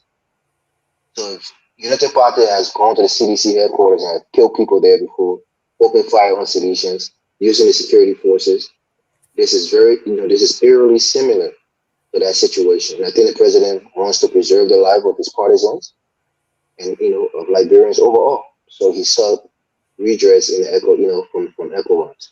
And let me say this: when it comes to the issue of Cabinet Janneh, right? You're telling the president to overrule the senators and the people who are elected, to overrule the Supreme Court, and by by default make the ECOWAS court system our king, that they can supersede our laws, and after things go through the right processes, and the court has affirmed those judgments, that the president is now king on behalf of the ECOWAS court to overturn those verdicts, which I think is it's not in our best interest legally, because anything that happens, God forbid, say the government goes now to to the ECOWAS to go fight this Mususka case after she's been exonerated by the Supreme Court and the ECOWAS court said, you know what, matter of fact, there was enough evidence she's guilty, she should be put back in jail. Will President Boakai listen to that verdict? He will say, no, our justice system worked, and they exonerated this lady, and thereby it's the law of our nation, she should be exonerated. He's not going to go overturn it because the ECOWAS says. So I think we probably need to withdraw from that court, just like the United States. I don't even think they're a part of many international courts, because it impugns your very justice system, and it brings into the limelight the powers that you have as a sovereign nation. And if they're being limited by regional bodies, that's something that I don't think we need. But kudos to President Weah for calling for calm and going to the regional body to seek redress. But I think as a political institution, it would be advantageous for them to use the court system and let the Liberian people see how Joseph Boakai and his the judiciary is going to treat the CDC when it comes to that illegal warrant that was issued, and all those things. So I think he should use it as a political tool so that the CDC can benefit from it come 2029 if he's planning on running again. That would be my take on it. Our neo-progressive commentator, Dr. Clarence Pearson, your turn. President Weah's letter, does he have a point? I think he has more than a point, and there's a reason I say that. Sometimes I know they say Liberians have very short memory, And I tend to believe that a lot of the time that we do have a lot of short memory. You know, I don't think anyone who have gone through the Liberian civil crisis and who was opportune to have seen the happenings as they unfolded in Liberia on that day of that of fracas between the CDC and this UP government, the Joseph Boakai government, will be thinking that President Boakai overstated his complaint to ECOWAS. I think the primary thing I underscored in his letter was the issue of peace and stability. All right, and I think I saw what he mentioned, that having worked tirelessly to maintain peace for 6 years, he will find it very disheartening for that entire progress made the past 18 years to be dragged back to where we saw ourselves in the civil crisis. And you know, when I say we got short memory, I live in abroad through the civil crisis, Anthony. And one of the things that I saw when all of our wars happened was our tendency to play down on the threat of war that we heard around us. In fact, if I recall, there were people who say in the public that they are coming for doors, so let that theater come and just grab the door and then we'll be gone. And later on, we had a joke. We said they came and took the door down, they took the windows, they took the commode, and took everything with them. And we saw people being maimed, people being brutally murdered and killed in our country for no reason. When you see the video of that situation that happened recently, it depicts the war. It brought back memory. In fact, I posted a photo of a guy who was so traumatized by that event. In a scene occasion, he forgot he was demonstrating. He came in the middle of the street and he lay on the ground, pretending like you're holding guns, showing it to the people on the side looking at the scene. I mean, in a complete war mood. And the police did not even have the time. The demonstrators did not have it. They were still throwing the stone back and forth, but he was on his own thing. He was totally like he was reliving the past. And you know, and this thing come in the backdrop of West Africa having a lot of our sister country in West Africa leaving the Union. We see Mali have left the Union. We see Burkina Faso have left the Union. We also see that Niger has left the Union. All of them have military regimes. We also see Guinea next door to us have a military takeover, military government there right now.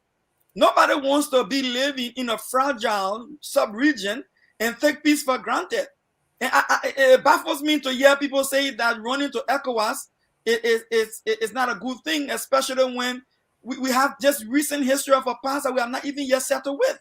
And then we also have on the table the petition, the executive order for the establishment of War and Economic Crimes Code, which also brewing in the back, uncertainty. So what are we talking here? You know, and I just want to move forward by saying, listen, I think it was a good thing when we saw June 7 and tension rose in Liberia there. Instead of going back to war, it was the same ECOWAS that came and settled things down. And Maris just mentioned that. I want to conclude by saying this. Look, cabinet joining issue goes beyond, like Maris was saying, beyond just president reinstating somebody or paying them or cutting them a check. It's a constitutional issue. If a man is removed from office constitutionally, and our constitution being organic law and the supreme law of our country, we cannot go by and circumvent the law because another court outside of our country say, hey, you know, your constitution perfect itself. So I'm saying to myself, what is President Boakai doing, who advocated for cabinet joining when he took over? He prohibited President Weah from filling the vacant seat of the at the Temple of Justice. So what is he waiting for to put cabinet joining back and replace that title instead of putting somebody else there if he's so much concerned about cabinet joining in opposition at the time? And, you know, so what are we talking about? Government is continuity. If Nancy B. Doe was denied a just reward from the ECOWAS, President Boakai is in power now. He can go ahead and pay her off, whatever the money is, or give her the justice she deserves. So I think the ECOWAS, the letter to ECOWAS was timely.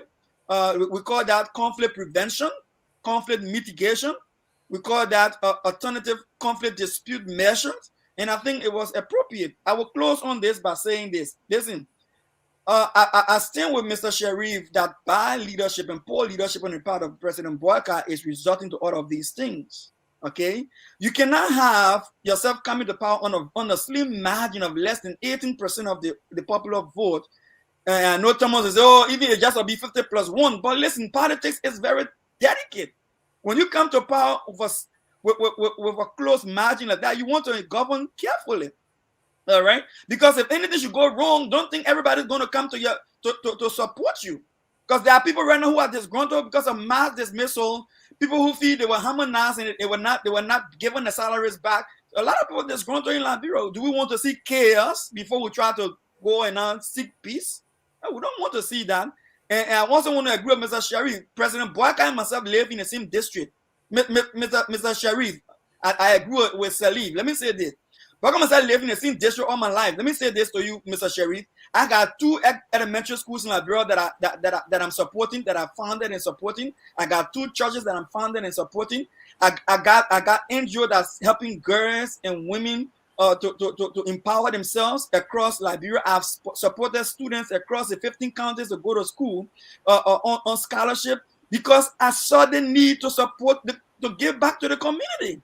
And I work towards it. If President Boakai sits in a church and he cannot contribute towards the benefit of his own church having been in government for over 40 years on public money, it's an embarrassment. It's not his responsibility. I'm not saying it's responsibility, but you know where you sit in this very country. We are encouraged to give back to the community. And all of us should be responsible enough to give back to the community. The community serve us, we give back to the community. I will stop there, Mr. C. Mr. President Boakai should do better. I like to add quickly that the president, even the vice president office, has allowance for entertainment, for incidental. He can take that many money allowances. Repurpose it. These So are that not, is not his these should be responsibility. cut out. This is a recipe for theft. It should be cut out. You know, you shouldn't have. No. We do not agree with that. He has leeway to donate some of his earnings. Gentlemen, one at a time. Jimmy, About hold on. Comrade Sharif, please. Make your 30-second point there, please.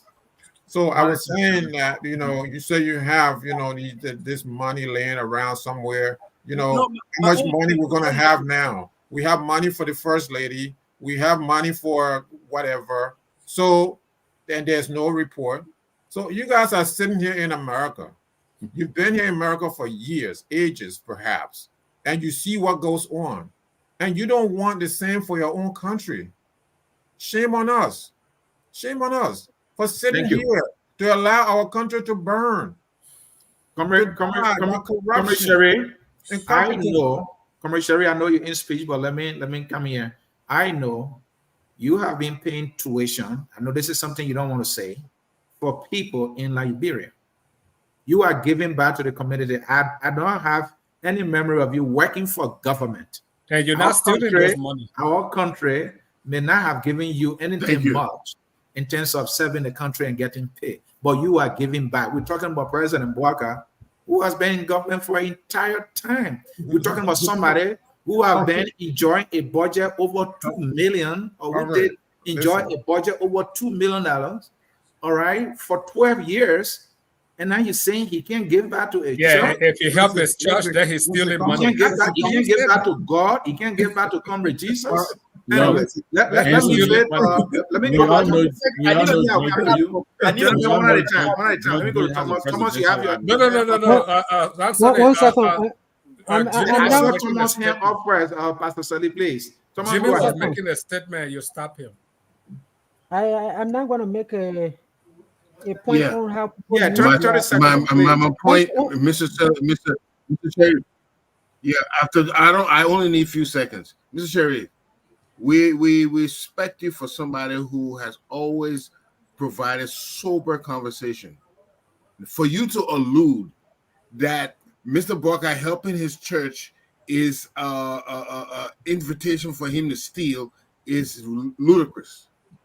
You want to tell me all obligation to do that? You have no obligation. Comrade, give Jimmy a chance, please. Comrade, give Jimmy a chance. All his earnings over the years. All his earnings over the years. What's his salary? A couple of $100,000? You want to tell me you can't finish that church? I will tell you why he doesn't finish the church. You will find something out that he is not somebody that is creative. And that is why we have reservations about him. He would sit in a position and do the necessary, but to be creative, to be industrious, to build. He's never been a builder. He hasn't even built his church from his own money. He can't do it. And that's what we want to see. Thank you, Jimmy. He doesn't even need his own money. Let him just pay a tithe. He earlier. doesn't have to steal. Just 10%. That is his Look tithe. at the CDC voices. No. Let me come to Tom. Gentlemen, What's please. new? Let me have control here, please. Gentlemen, allow me to have control. Tom, When your you 30 announce- seconds. Yeah, when you announce the topic, I don't think part of it was how the president uses his personal money. You know, whether Tom, he this gave is a it to- debate. Teams can No, I know this is. Yeah, I know this is a debate, but also the other point that the vice president or the president office got different line items that he can repurpose in our public financial management system. That would be wrong. You can get to in an office just like the Senate pro tem goes to Buchanan for a retreat, and then they go and donate 10,000 to her father church. We've criticized that. It's wrong. So I don't know to say that the president has not been contributing to his church because they have not finished a building. Why, if he has been contributing, but the amount is not enough to finish the building? So I don't think we should spend our time on that. Some pastors The are noted for eating the money. one second. Some The issue pastors I are wanted noted to, for eating the money. yeah, and that's one reason. That's one reason you have even our internal dispute resolution mechanism. In some instances, we're blaming President Weah, but in some instances, they all become so political because we have pastors for Weah, this for Weah. They just everybody just the whole system is just broken down. But I actually wanted to respond to Elvis on his point about the ECOWAS quote. The ECOWAS quote is a quote of human rights because the state by itself does violate the right of its own citizens.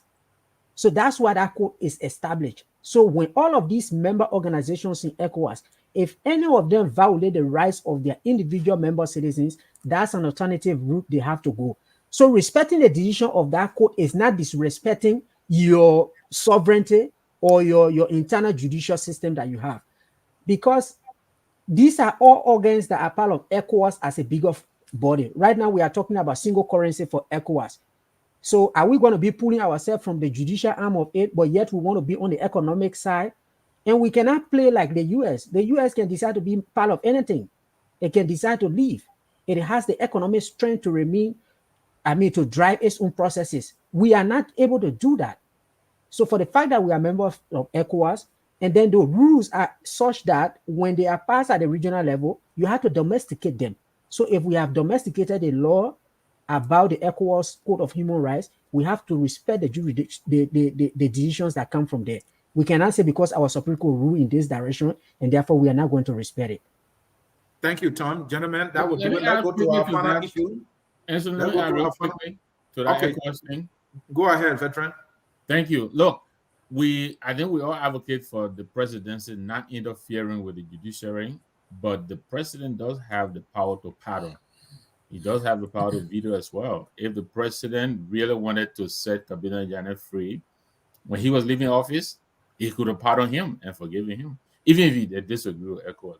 But I agree with Thomas. If you sign on to an international body, you are also committing to follow the rules and regulations. We can't benefit from ECOWAS in one way and refuse to cooperate in another. So I think that on the part of President Weah was very irresponsible. Thank you, gentlemen. Because of time, we'll leave the fourth issue. We'll discuss the third one briefly because our callers are waiting. They want to participate. And the third issue, which will be the last for the debate, is President Boakai foreign travel and the dividends therefrom. As any president would travel to the people said lobby on behalf of the country to engage other world bodies, other countries, so that the dividend can come to the country. I mean, sadly, Liberia being Liberia, a poor country, that's what we have to do. Because Thomas, our resident economist, will tell us, in terms of generating revenue in our own country, our system is weak. We don't have, strong measures in place to generate significant revenue to fund all our development priorities. So we have to go out there. Some people just have the money, they're sitting on it, let go to them. All right. So the president, made some travel, but we have not heard anything substantial from these travels he made. I know it's too early. I think about 7 months in office now. Is it fair to criticize President Boakai that he's traveling and we're not getting, return on our investment we're making. Is it because President Boakai is not persuasive? He does not know how to lobby. That's why we're not getting anything in return. Should we even be expecting anything when our leader travel to this meeting? Because now he left the country, I believe today. He's going to Indonesia. From what I read, I think he's going to go to China. He was at the U.S. African Summit, and there was another summit that he went to. We have not heard anything significant as dividend. What do you make of these things? And Thomas, please set the basis for us here, because this have to do with trying to source funding for national development as well. Yeah. So like you said, Liberia is in a very tight position. Mm-hmm. Our domestic revenue is just around 600, 700 million. We don't really generate a lot. So when you hear the LRA is saying we want to increase that to $1 billion, is to really be able to generate a lot of domestic revenue. And it's a lot of pressure in the international system to push developing countries to be able to raise at least 25% of tax to GDP ratio. So for us, with a GDP of around 4 billion, 25% would be actually $1 billion. But it's very complex because countries are already poor. To collect a lot of revenue in poor countries is extremely difficult. So even when you look at the region, many of the countries are collecting 15%, 16, 17%. We are currently at 13%. So that means if we want to do these big ticket things like build a road to Maryland, build a road to Lofa, build a road through Grand Basso to Sino, it means we need a lot of additional resources. How are we going to get it? In most instances, we have to borrow. But then we are close to actually the tipping point for borrowing, because our debt to GDP is around 53%. And the maximum level that poor countries are allowed to tinker around is around 60%. So in this kind of context, 4 areas you can use to generate revenue to fund development. It's either you raise more domestic revenue, you improve the efficiency of your expenditure, you raise more grants, which is international development aid, or you print money or borrow. Print money, no. If we increase inflation, we can't do a lot of that. Borrow, we don't have a lot of space. So that means the government will really have to focus on how they can get grants or aid coming to the country, part of which will be to really be able to pass the MCC and other things that it can do to get money. But I really cannot say that the intent of these visas is only to be able to get grants, because sometimes what you get from these countries is that China is now one of the major players on the continent in terms of giving loans to the continent. So if you go to China, perhaps the focus is going to be you source additional financing, but it might not all be grant. China, they can build structures for you, they do other things, but sometimes they also make grants with loans. So like you said, the team was in South Korea a couple of months ago. In that South Korea thing, one of the things that came out was that the government was to go back and actually be able to develop a proposal or to develop a document that will clearly specify what Liberia needed in terms of support and investment from South Korea. Till now, we've not really heard what is the outcome of that. I think this is where the government needs to communicate more. You come to these business conferences, the results are not automatic. But if something happens 2-3 months down the line, it's good to inform the public that these are the returns that we are getting on these trips that we are making. So South Korea, we have not heard a lot. The business conference that was held here, Africa Business Conference, we've not heard the follow-up a lot. And then the Black, I think, business that the president just attended, we haven't heard a lot. Now it's Indonesia. And I keep saying on this platform, the next 10 to 15 or 20 years is actually the decade for Asia to complete their cycle. Mm-hmm. Africa is going to be the last, but Africa might be maybe around 2050, 2060 moving forward. So you have South Korea stretching a lot of muscles. You have Indonesia now inviting the whole of Africa to go for Africa-Indonesia conference. Our vice president was just in India. So there's a lot happening in Asia where all African countries are going to be able to seek either support or investment or all of that. But my message to our country and our region is that What have these countries done to become what they are? Study what Singapore did. Study what Indonesia is doing. If you go to all of these universities around here, you always see students from Indonesia, from Brazil, from Malaysia. They come and go to school on their country scholarships. They graduate and go back to help their country. So if we are not doing that kind of investment for us to grow the way they are growing, we just keep traveling. South Korea, Indonesia, and then to China. The next will be Japan, and then Russia will call you. So I think at a certain point we need to sit down and really define how we are going to move forward, other than just going to these events and coming back without actually getting a lot from them. And now you're talking something, Tom, because if we don't have our ducks in order, we can travel from anywhere in the world and it will be the same.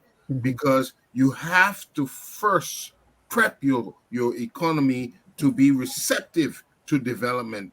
If we do not have basic law in order, if we do not have our the economic resources, our expenditure going to where they're supposed to be going, if our budget is lopsided, basically going toward salary and payments, we're not going to build. No matter how many conferences we go to, we have inherent problems that we do not solve. So going to these conferences with these other countries who have already resolved their inherent issues, their national issues, is a waste of time.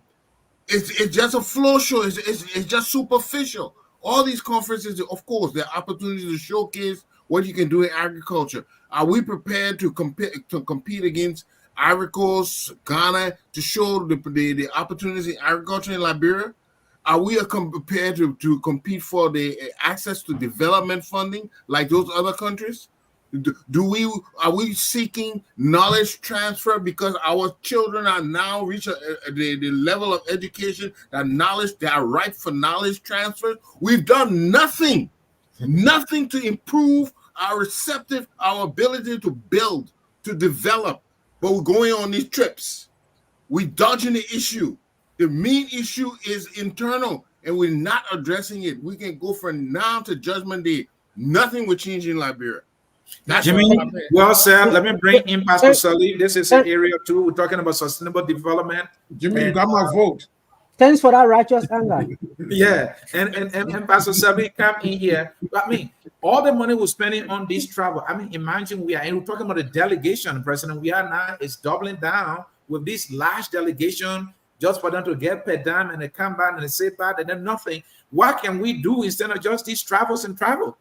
Yeah, again, when I speak, and then my brother, my beloved brother Mohammed will say, "Oh, don't talk like that." The president is an unserious man, okay? I'm a sustainable development person. When we're talking about sustainable development, you say Thomas and Jimmy, they spoke my language.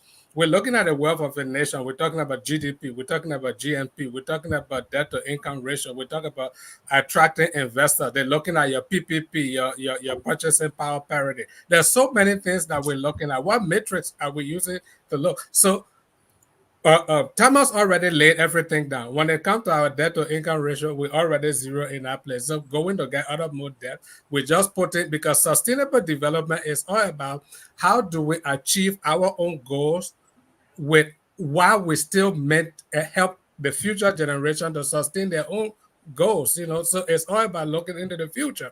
The way we go when we're putting all the debt on our children and our grandchildren and great-grandchildren, we're digging them deeper and they're not going to be able to come out of it. So it is not sustainable. So from everything Thomas laid out, the best thing we can do now is develop programs that will generate revenue within our country. That means creating jobs, creating companies, doing things where more people are working in the country.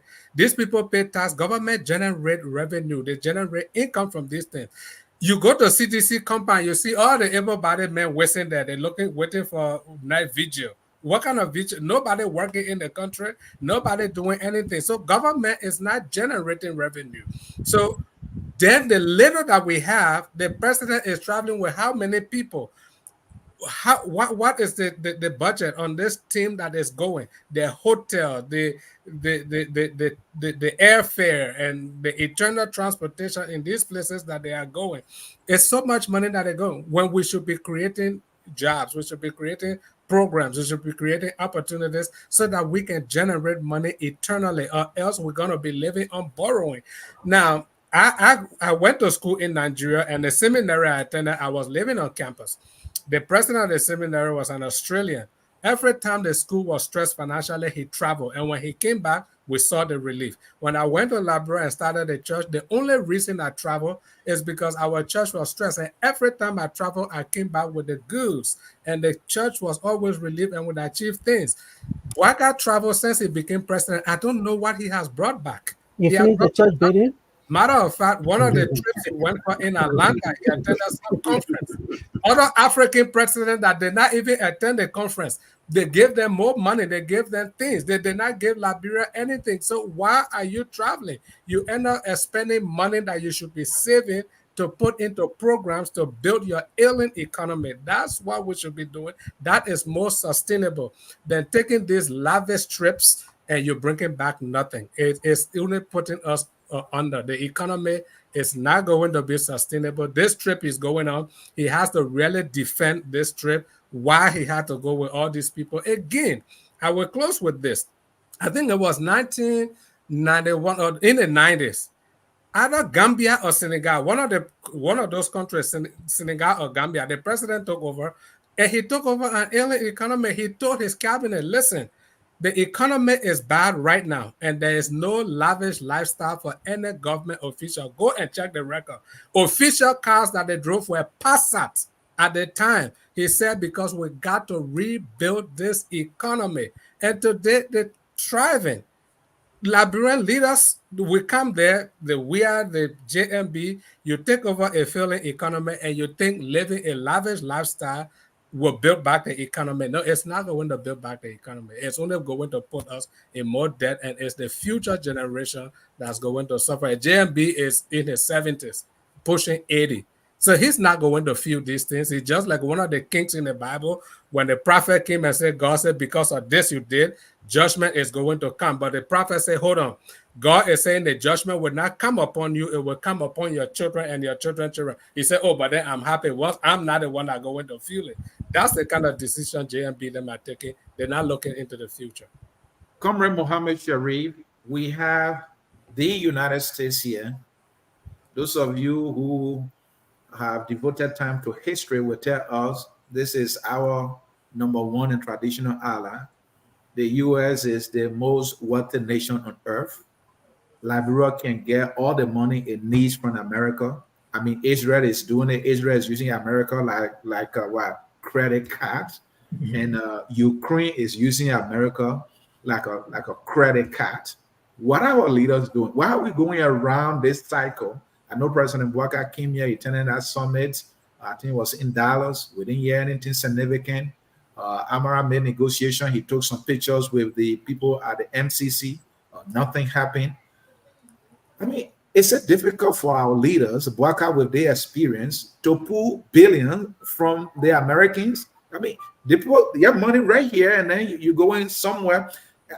Is he going to get in trouble somewhere or the other with America? You know? Yeah, Anthony, look, Liberia does not need to borrow from the United States. Liberia does not need to borrow from China. Liberia does not need to borrow from India. I mean, we're going to India. We're going to Indonesia. We're going to borrow everywhere. This is a very wealthy country. I mean, Jimmy said something very profound. And that's why I said, Jimmy, you got my vote. I don't know if you're running for something right now. So He won't be superintendent for Grand Bassa. Then it's for Sano for Grand. Oh, that's what he's running for? Mr. Boakai have not heard us yet. Stop putting thoughts in his head already. Oh, all right. Okay. Well, anything I can do to push that deal, I'll do it. But look, my brother George let me down the superintendent thing. My papa Boakai is not because of that. I went to Liberia recently. I visited Lofa. I was in for it. Oh my God! But FOL will really have a lot of local government officials. Yeah, we have to do so. Right. Go The rest ahead. of us will go with them. But here's the thing. So the president is really cranking up a lot of sky miles, right? So, you know, he's now he's going to Indonesia with 50-member delegation. You know, 50-member delegation, people who should not be traveling. Like LBS what is the LBS Director General going to do in Indonesia? Now they're going after Indonesia, they're going to China. So mind you, these countries are inviting us there. So Indonesia Africa Summit, China Africa Summit. The president comes back on September the 11th to get prepared to come back to the United States to address the United Nations General Assembly. That's a lot of miles. So, you know, Liberia again does not need to borrow. And this is not just presidential leadership. You can look at the judicial level of leadership. You can look at the legislative level of leadership. What have we talked about all along? These people are getting overly paid. The compensation for members of our legislature is too much, right? This is really too much. It doesn't make any sense that we're well paid. Our legislators are well paid than the wealthiest country in the world, the United States of America. So what sense does that make? So let that sink in for a second until at such time that we can put all of this together. The legislators, the judiciary, right? The judicial branch, the executive branch, you know, the national civil society. We're going to have to put all of this together and probably have a big national conference. I know it's not going to happen. It's just, you know, some hopeful thought in my head. It's not going to happen. But until we can do that and stop borrowing money, we don't need to borrow money. Money is right there in Liberia. So that, you know, these wages are killing us. Corruption is killing us. And so that's where our money should be coming from, and not from these multilateral institutions, you know, not from the United States. You know, we don't need the United States to. So, Anthony, in 1911, the Liberian government was broke. It was in 1910 or 1911. So the United States loaned Liberia a few $1,000s. So ever since then, we've been borrowing money. And tell me if that has made any difference in Liberia. What difference has it made in Liberia that we continue to borrow money? We're borrowing money and, you know, putting this in our pocket. We're borrowing money, feeding our own desires, you know, to continue to perpetuate corruption. And so I don't agree with all these summits and whatnot. You know, the people are calling us to their country. Why can't they come to Africa and host these summits in Monrovia? Host a summit somewhere in Congo, somewhere in South Africa. I don't care where. You host these summits in Africa, but they're calling us to their countries, and we're going to them, you know, asking them for handouts. It's a disgrace. It really is. It's a disgrace that African leaders, that we have to subject ourselves. Africans have to subject ourselves in this manner. Just to add to Mr. Sharif, Mr. Sharif thing, when you're doing these participation, you have to have strategic goals in mind. What is Liberia's strategic goal that we're going there? What is it? Has he outlined it? Has he made it public? We just going without a compass. What? We're going to borrow money? Or we're going to improve school? Is that a strategic goal? A strategic goal is a well thought out plan, coordinated to achieve an end. It's not an ad hoc where we just want to bring something that will not be sustainable. Brother Sirleaf was talking about sustainability. We don't have a strategic plan. So what is the use of going on these things? This is the first, if Boakai was a serious president, the first thing he would have introduced is a strategic plan. You're using the magic word again, right? Yes, to uplift Liberia from its economic doldrums. There's nothing. And you're just going around. That's how we know you're not serious. Any professional, actually, any professional, like man, kind of knows. Anybody who knows about development and strategic, you know, the first thing you need is a Wait plan. now, what are you saying here, Jimmy? Una kind of know on the whole set? But everybody here knows. Every Come on, professional. man. I say every But professional. No. Anthony, 30 seconds. Mr. C, Yeah. real quick here. Let me say this. And when Mr. Conner talked about our government going to Korea, South Korea, and the folks are telling us to come back and come up with a strategic plan or proposal. How do you go to anyway? That's what we're talking about. But let me say this: a government whose recurring expenditure is 95% of its total budget. I don't care who you are, you cannot make any serious claim to any foreign government. You go to the United States and you are making more than the people you are begging. Yeah. And you expect them to take you seriously. Yeah. And we say this, and people think, I've been saying this. I was in Liberia 2006 when Ellen Johnson Sirleaf and the legislature they were negotiating the pay. And I asked one of my bastard brother, and I said, "You going for 25,000?" He said, "Yes, because the president want 40 million as her office budget. So we're going to compromise. You want 40, we want 25." Wow. So between that, they settled on 20. And it became a law, and we are stuck with that pay. Today, they said they cut it down to what, 10,000 or something like a month.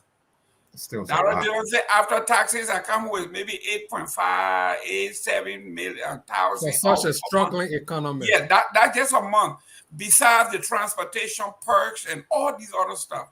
So if you are going to spend 95% of your budget on your food, on just eating, putting money in your pocket, and you want me to come to your country, spend my money to kind of develop, it makes no sense. No, make no I'm sense. talking about from Ellie to George Weah now. We thought that I told you here when I told Mr. Sherry when he and I used to argue, and I said, if Joseph Boakai bring all the young guys, the Kromans, the Mame, the Connor there, they would make us look bad because these guys are progressive. They would do all these things that we didn't do. And then when I saw Grace Bay and all the old folk, I started climbing for Joseph Boakai. I said, here we go. And this is where we are. For me to see Ambassador Minor back now as Rice Czar, a guy who is 81, you're going to be 82. He was ambassador to the U.S. He's now the Rice Czar in Liberia. I started clapping. I said, Joseph Boakai, you do us a favor. Thank you very much. All right, let me come to Clarence. Clarence and Elvis have not spoken. I'll come to you, Pastor Salim. Clarence, go ahead.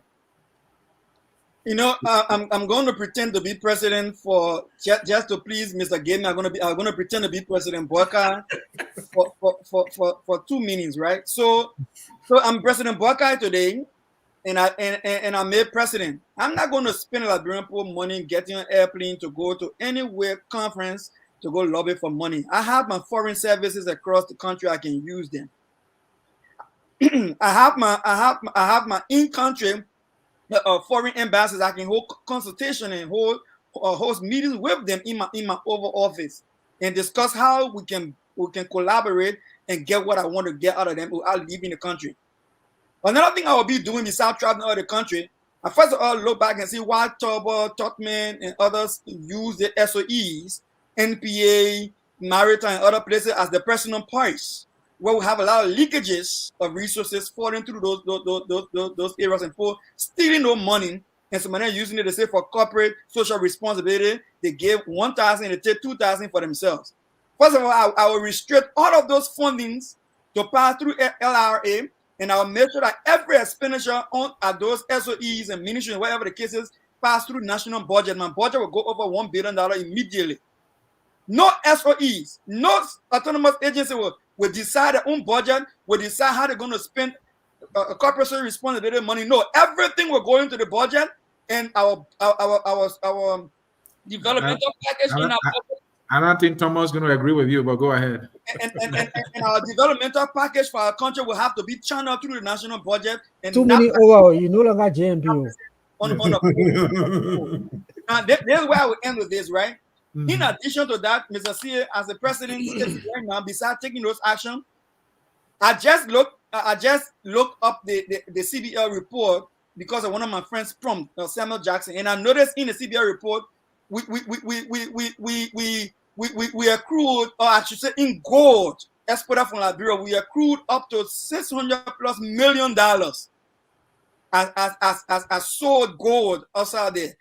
And Beer Mountain, the place that the people better have shelter, better have electricity, is one of the highest beneficiary of the gold that was sold from Liberia. What do they have to show? Then, before I take into consideration iron ore and rubber, where are our resources going to? What are the dividends to begin with? If I cannot manage and account for these things in country, how can I expect to go outside and beg for money and tell somebody to come and be and benefit my country, credit me some money? Bad management in-house will lead to bad credit. Bad credit cannot give you any further credit outside. I rest as president for now. I step down. Wow, President Clarence, our resident economist, he has a disagreement. But let me bring in Evis first.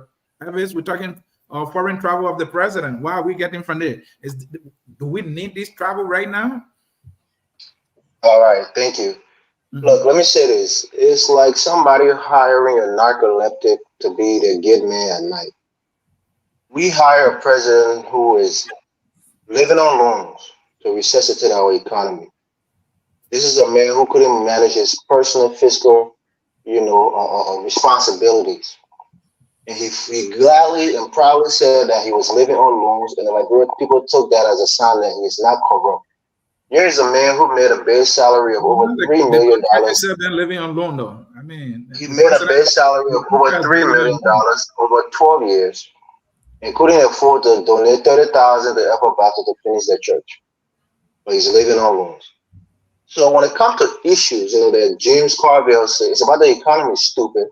So the reality here is the economy that really matters to the Liberian people, and they made the wrong choice. If we were voting on the economy, we should have picked Alexander Cummings.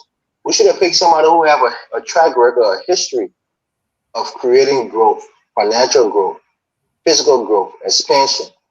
And I'm not naive enough to think that the president, even though from my observation lacks the fiscal skills to improve our economy, I'm not naive enough to think he's going to be the one formulating those policies. The people around him are going to formulate those policies. And I think him bringing back Gafan is a good thing. Maybe even though Amara is a senator, he can work in consultation with him and try to help him resuscitate the economy. But when you leave it up to President Boakai, from his own personal track record, it shows that he's physically irresponsible. He's ran himself almost, you can say, bankrupt, that he was living on loans. The only time you see anything positive going on in his life personally is when he ascended to the presidency. His house is being renovated. Now, he's wearing nice clothes again. He's probably looking a little bit healthier. So this is the Liberian people who were hoodwinked and bamboozled into electing somebody who, personal physical situation was in dire strait to come and rescue a nation whose physical situation is also in dire strait. I think it was irresponsible of us as the electorate to elect somebody who is going to feel on the biggest issue in the country, which is the economy, because he has feel on his own personal, management of his finances. So for me, I think we put ourselves in this mess. The Liberian people is to blame. You pick somebody who is antithetical to what you need. You need somebody who is adept in fiscal policy and can help the country, rise up from this economic doldrums. But you pick somebody who himself is bankrupt and living on loans. So we got what we deserve. Thank you. All right. Our resident economist set up his checkpoint here. So anything that is going to the contrary, he will weigh in on that. But before he can come in to register his disagreement, let me read the number 605-313-6004. Enter the code 719-403 to participate. We have a caller already. So gentlemen and ladies, please call. We need you to call in to participate. This is a debate. Let's debate Liberia. Tom? You have a minute. No, yeah, I mean, to me, I think all good points. I mean, people have their opinion, the way they say. The issue of borrowing is not a crime. It's only when you borrow, you be able to deliver. Every country, Nigeria has a debt of over, is around 40 billion. I think Uganda is around 20 billion. All of these countries in Africa, even the US here, their own debt to GDP ratio sometimes even more than 100%. All the countries are borrowing. I think where we need to do well is when we borrow, let's invest so that we can get a return on the investment. And I wanted to point on this issue also. Every time we talk about borrowing, there's this intergenerational concern. The only place where we give burden to our upcoming generation is if we don't invest the borrowed money well. But it's also unfair to ask the current generation to fund all of the development, and then the people that have come after don't have to contribute to it. But if you are borrowing to build a road to Maryland and it's going to take you the next 10 or maybe 5-6 years, you can borrow. The younger people will come, they will also contribute. So where we do them wrong is when we don't invest it well. I mean, the point was made earlier, and this is why I was saying now that we have all these Lofa people heading all these major economic institutions, how do they really drive the economy to be able to move it forward? I think that is where we really need to look at and hold them accountable. And like GAF is coming to the finance ministry, one of the weakest link we have had is the issue of program budgeting. We only cost activities and we give money to people without holding them accountable for results that they need to achieve. So we are really looking forward to Augustine coming back to introduce program budgeting so that we can move it forward. On the issue of these Asian countries, like I said, it's their generation. Every country in Asia is trying to show their strength. And they are doing it with geopolitical or signals that they are sending. If China sends for the whole of Africa, I am South Korea, I can also do the same thing and send for the whole of Africa. Indonesia, I can also do it. Because when you all get to that point where you think you are close to each other, even though the Chinese economy is very big, nobody will easily pick force on their friend. So all of these countries are sending signal. And also they are trying to tap into African resources to push their own development forward. So our leaders need to be very, very, very crafty when they go to these. It's not that they love us.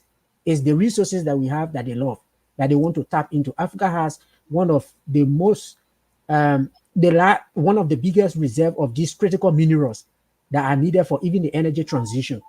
So our leaders need to get the best out of whatever conference that they are going to. But on the point of us using our loans very well and making sure we develop, these are very good suggestions. On the issue of the SOEs, you can subject them to just the bigger bureaucracy. What you can do is to try to improve governance in the corporate governance in the SOEs. But to bring all of them on budget, when they are state-owned enterprises, there's a reason why they are slightly outside the bigger government bureaucracy, because they are run more like a business. So you don't just bring all of them on the budget, and then when the budget does not pass, they can't do anything. That's the reason why they spend all the money in the country. Our budget can't reach 1 million.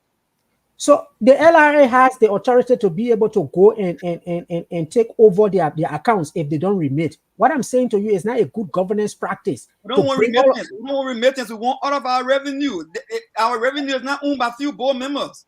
I know that the country should go to the bigger part. That's why you improve the corporate governance to improve their performance. But my point is, you can't bring all of them onto the national budget. Then you tie them to the bigger public sector bureaucracy. One second. When you do that, you undercut their profitability. Then they are no longer an enterprise. They will run like the Ministry of Internal Affairs. I disagree with you strongly on that. Are they profitable in the first place, no?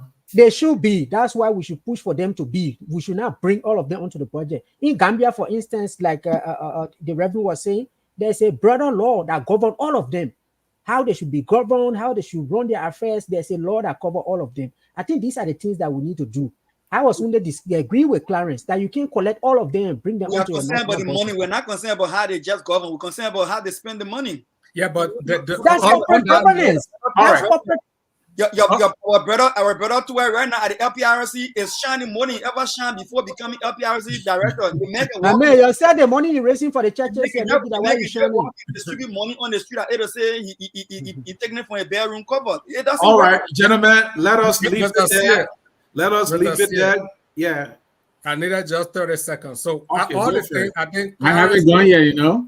Dr. Pearson and Connor, they're all saying the same thing. The problem there is all these things we're talking about to get these things going, we have to come in with strong accountability and go away with this culture of impunity, because all these things are happening is because of there's no accountability, and we keep promoting the culture of impunity. People do these things, they get away. Edwin Snow, they took money, went to this company and waved how many millions of dollars and took few thousands of dollars and came back home. They were never punished. Nope, nothing happens to anybody. So it doesn't matter how much money we borrow, as long as we're not holding people accountable and we're allowing them to get away with these things they do, and they are the ones celebrated in the society, we're not going to get anywhere. That's the problem. Thank you. I totally agree with you. The SOEs, they are a reflection of the broader governance system in the country. If the broader governance system improves, you will see that these SOEs will improve. That's a very critical point. Thank you. On that note, we'll take a short break and we'll come back. We will be taking calls.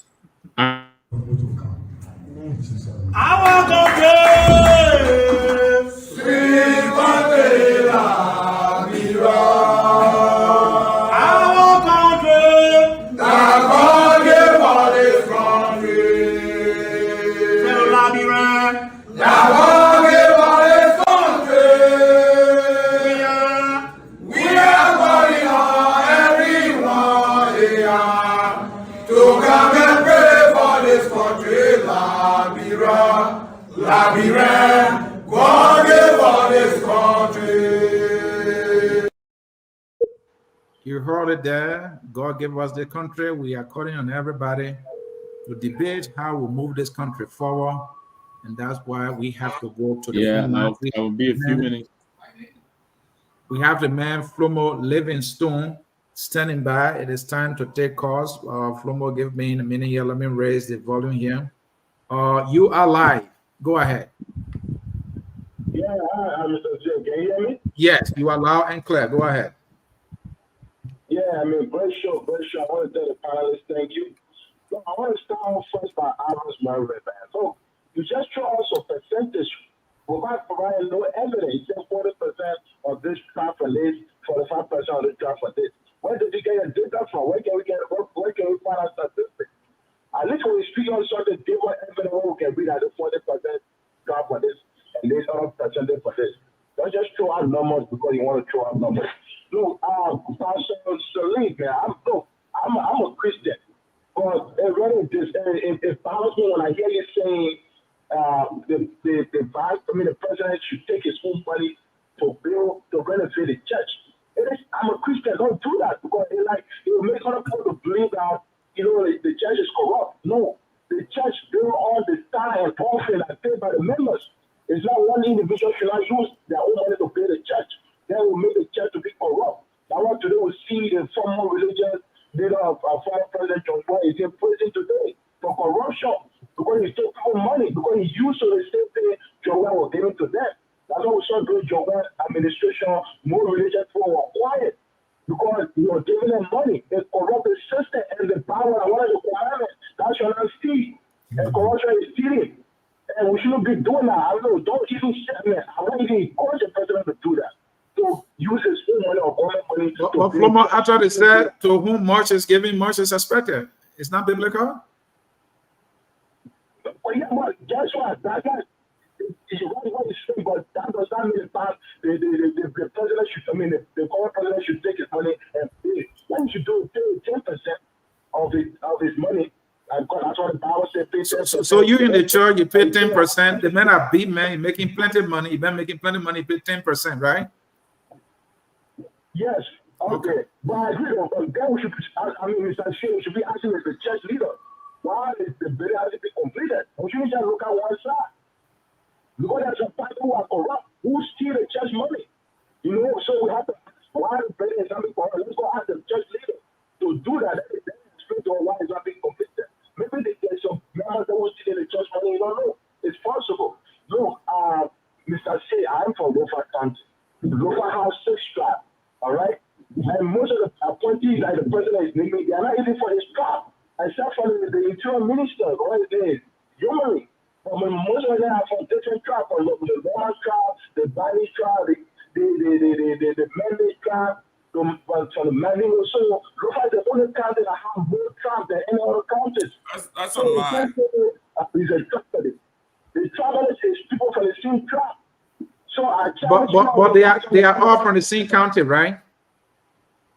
Okay, yes, I agree. I think we share from the same county, then I will agree with you. But you can't say he's a tribalist. Then that's why it's there. I will agree. Because tribal are from the people from the same tribe. And more people from Boakai are thinking there are more people from Boakai, from Nima, from Grandmaster. All right? So if you go through the list, the person, if you have put them out people from different counties, like the justice minister, you know, like the minister of state, they are from all counties. Yeah, I agree. There are not many people from other counties like the 4 counties that are there, Lofa, Mima, Bon, and Grandpa. So I will agree to that. But at least the person that appointed other people, even when you check the assistant minister, deputy minister, all that stuff, they are from around the country. I challenge anyone to put the information up there, you know? But I mean, so the point of saying the country is divided, that's a flaw. I don't disagree with that. Look, it is election. During election time, people will, look, the constitution says 50% plus 1. I don't care you get 50%, you win by 1. That's it. That's a winning. No one will say you have to win by 100,000. So we won by 100,000. Was the country united? And I disagree with the others, so he kept the peace. That's not true. Unless we get short-term members. If you read the Tala in District 15, when Jefferson Coaching and want to go attack them, they almost killed them, they have to call the U.S. embassy. The students, when they want to go put them to U.S. the embassy, what the CDC people do?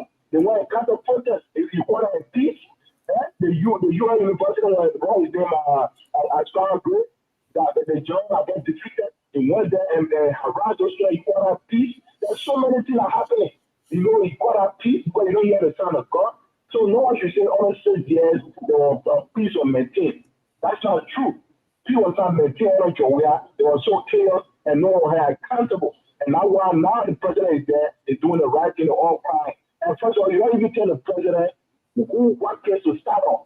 So when I hear people say, oh, he should start with administration, no, you don't dictate to the administration what case to start on. They decide what case to start on. You don't know what evidence they have. You know? So Flomo. Yes. When you are in a group eating, my village I come from, we all eat from the same bowl and we sit around the big pan. When you're eating, where do you start from? From in front of the next man or in front of yourself? And when you put in the pan butter on the rest, where do you put it? Well, first, I start from in front of me. But my point is Mr. Shea. That's the point. Look, until those guys are being prosecuted, they are being through the LHCC. So those guys that were naming the current administration, the LHCC has not indicted or do anything. So why should the president just go and say this? We have to go with evidence. The agency that have our authority is the LHCC. Until the LHCC can indict in this government, then we can start criticizing the government. But not, you can't just go and say, oh, because the public say the police is corrupt. You can't do that. The government should not vote on that. Or else we'll just say, okay, if you want to find out they are all corrupt. So that's Flomo, here's the low-hanging fruit. The LACC released a report recently in which it said that only 26% of the government officials appointed by Mr. Boakai, who by law are required to declare their asset, failed to declare their asset. You think President Boakai should act? Because I think in the very law, the penalty for that, the president can suspend them for not declaring their asset. He did that, right? He even went as far as publishing his, and people he appointed have not done so. The law can back him if he suspend, fire, and even withhold salary and benefits. He has not done that. Can he start with that, at least? Yes, I agree with you. The president should. I mean, that's one of my disappointments. I think the president should suspend the guys and not get paid. Those who did not declare assets. I think the president should suspend them. If they don't do it, then they should, fire them. I agree. But again, when the president starts doing that, people will say, the president wants to step in boundary. That's the job of the ombudsman. If we read it, the Article 9, they give the ombudsman authority to do that.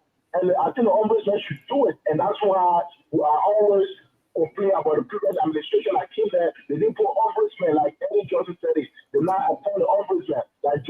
ombudsman do it. If we have ombudsman in there, it is the responsibility of the ombudsman to do that. That those did not follow the code of conduct by declaring the assets, they have the authority to do that. And I don't want the president to be the imperial president to do everything. And that's why I support the president because he let agency to do that job without interference. So they should do that. Thank you. All right. That was the man Flomo Livingstone there, a supporter of President Boakai. Look, 74% of President Boakai's government failed to declare asset, only 26% declared. That is a failure, and we have not heard a single word from the president who says he's fighting accountability. The low-hanging fruit is right there. People you appointed, you declare your asset, you set the example, even though you yourself, he was in violation anyway. We have to force him to do so, even though he promised to do that. But now you did. And these people have not declared their asset. He appointed them. The law is on your side to fire, to suspend, to withhold benefits. What are you waiting for? And now when you see seditions, then you say you are a giant from Zion when it comes to accountability. So you're giving seditions room or reason to say, hey, the man is witch hunting us. Exactly. To not declare asset is a violation of the code of conduct. It's required by law. Prior to taking office, the law says. And you sit there and there's nothing be done. I mean, I am all for accountability. Everyone accused of the abuse of power during the CDC regime, I even hold the argument that Boakai can make a policy decision that for me, I'm going to audit the previous government. The government of Ellen Johnson Sirleaf and Joseph Boakai, I was there. CDC had a responsibility, Liberian people elected CDC to verify the records and hold the Unity Party accountable. CDC failed. So I am not going there. I will hold CDC accountable. Be very clear. Let the Liberian people know what you're doing. Yeah, but Mr. Sear, that's what I said. The president is on serious. I just opened the 100 days deliverable when they took over. 100 days deliverable under integrity and audit. They said they were going to ensure that all public officials signed the integrity pledge, and they were going to ensure that all public officials declare their assets. Yep. A serious president will insist that if I appointed you and you must work in this administration, you got to sign that integrity pledge and sign and declare your assets. He's on serious. That's why till then nobody has done it. Nobody got penalized. Nobody lost their position. And asset declaration, to add to you, should be a requirement before he can even commission any of these people he appointed. Exactly. That's what I said. Commission these people without even declaring their asset. How long do we have to say this? We have to take accountability serious. The president, everybody else will agree with us. The bucket has been leaking, and the cancer that is causing that leak is corruption. And we want our leaders to be strong when it comes to the fight against corruption. Anybody should spare me the thing, why he doesn't want to start from Unity Party government. No, he shouldn't go there. Let him start from CDC. CDC had the opportunity to order Unity Party. They let us down big time. So let them close their mouths about accountability here. Let Boakai be clear. Tell us where you're starting from and go for it. We have to start from somewhere. We can't start from everywhere. That's what I believe. Gentlemen, can you give me 30 seconds? Go ahead, Thomas. On the issue of the asset declaration, you know, it's also linked to what we're discussing, the foreign travel, you're raising money. Here is money that is sitting out in space. The MCC grant, right? There are different indicators. It took a couple of years for us to pass corruption under the MCC. When the new LACC was created, because it was given prosecutorial power, that actually elevated us and we passed it. But the way these indicators are structured is, what you did last year and you were credited for it, you have to do additional reforms this year to continue on that path. So this is where, for me, I see this asset declaration.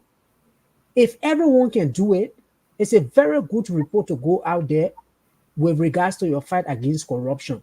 Yes. And then you put yourself in a better position to win 500 million, 600 million. Like I'm saying, we need to be going for things that are grants, free money. It's not a loan. We can get it, but there should be a strategic approach in the government for passing the MCC and moving on to grant. And these are low-hanging fruits. Asset declaration, you just fill your form, you go and submit it. Why are people not doing that? Because So the it's president, not. It's one thing on the accountability side, but it also has a reward that you can get for it. when Anthony was talking about the travel, that's why I was asking for 30 seconds. When these countries send for you, it's not only their government official that you're going to talk to. They also bring in investors in their country, billionaires, people that sit there that also want to go overseas, want to go and invest. So you're not just going there to go borrow money. You're going there to also convince investors that will come to your country. And how do you convince them? Show them these programs that you are working on in your country, what you're doing in the area of security, what you're doing in the area of fighting corruption, what you're doing, all these programs that you're establishing, and why these people should choose your country to come. It's not all to go and get handouts. There's no international conference that they don't invite investors that are part of those meetings.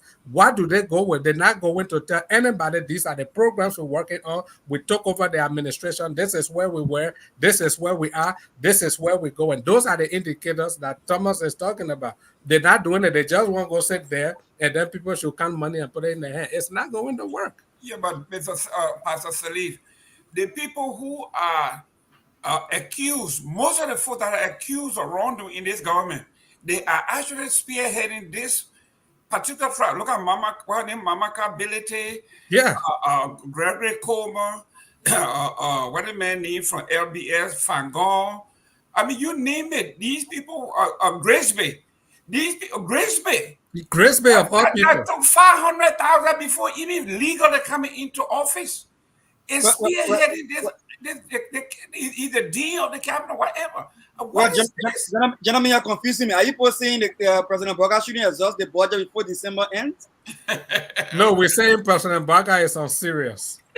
Now, here's why you CDC guys will go wrong, because you didn't do it. Pastor Salif, Gaiman and other, CDC stalwarts. Y'all didn't. I'm not a seditious.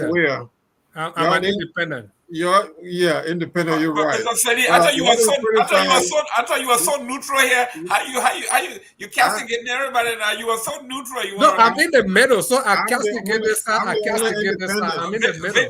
Victor, come on here. The man say you are a CDC. I'm really not happy tonight because the host is conspiring against me. I haven't spoken on any of this. I'm the only independent. I'm the only independent on this. What? You in the what? In the what? I'm the only independent. I beg you. You know what? You got even Thomas laughing. Thomas all right, gentlemen, let's bring in J. Victor Nambe. My only role is to comment on economic issues. You say you have not spoken on the travel? Let me just say this real quickly. Let me say this. I know much has been said on the foreign travel, but I got news flash for our governments, right? All of these trips they're making, most of what they're supposed to bring back is credit. But Liberia is not credit worthy. It's just like those of us living over here. In order for you to get a loan, you have to demonstrate the ability to pay. From Shirley to Weah went to this very forum on Africa and China. He spent over $300,000. We all remember when they were going to that meeting to upgrade his flight from Abidjan to Beijing, the first flight, and you're going to pay for $25,000. Thank you very much. Via Ghana. So when you go and sit with these people, they also do their homework. They check you out. They want to know that the money they're giving you. And Mr. Nambe, we are talking about mineral swap because these people are asking for big things in return. Correct. So I think they're actually asking us to mortgage the future of our country.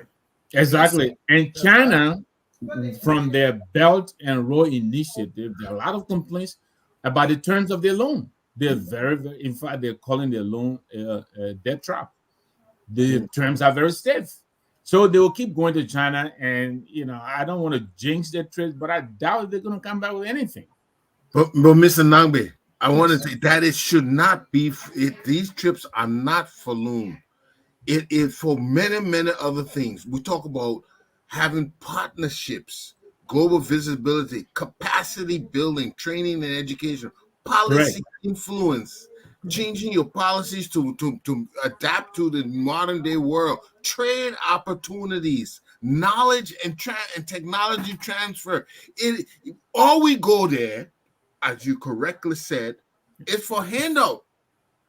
And I will tell you why. The other day I was in a company with some big people, and they were in telecommunications, which was my area, and not one of them knew anything about telecommunications, but they had the commissioner jobs. What I'm seeing is people who have the jobs, they're not completely capable of the vision it entails.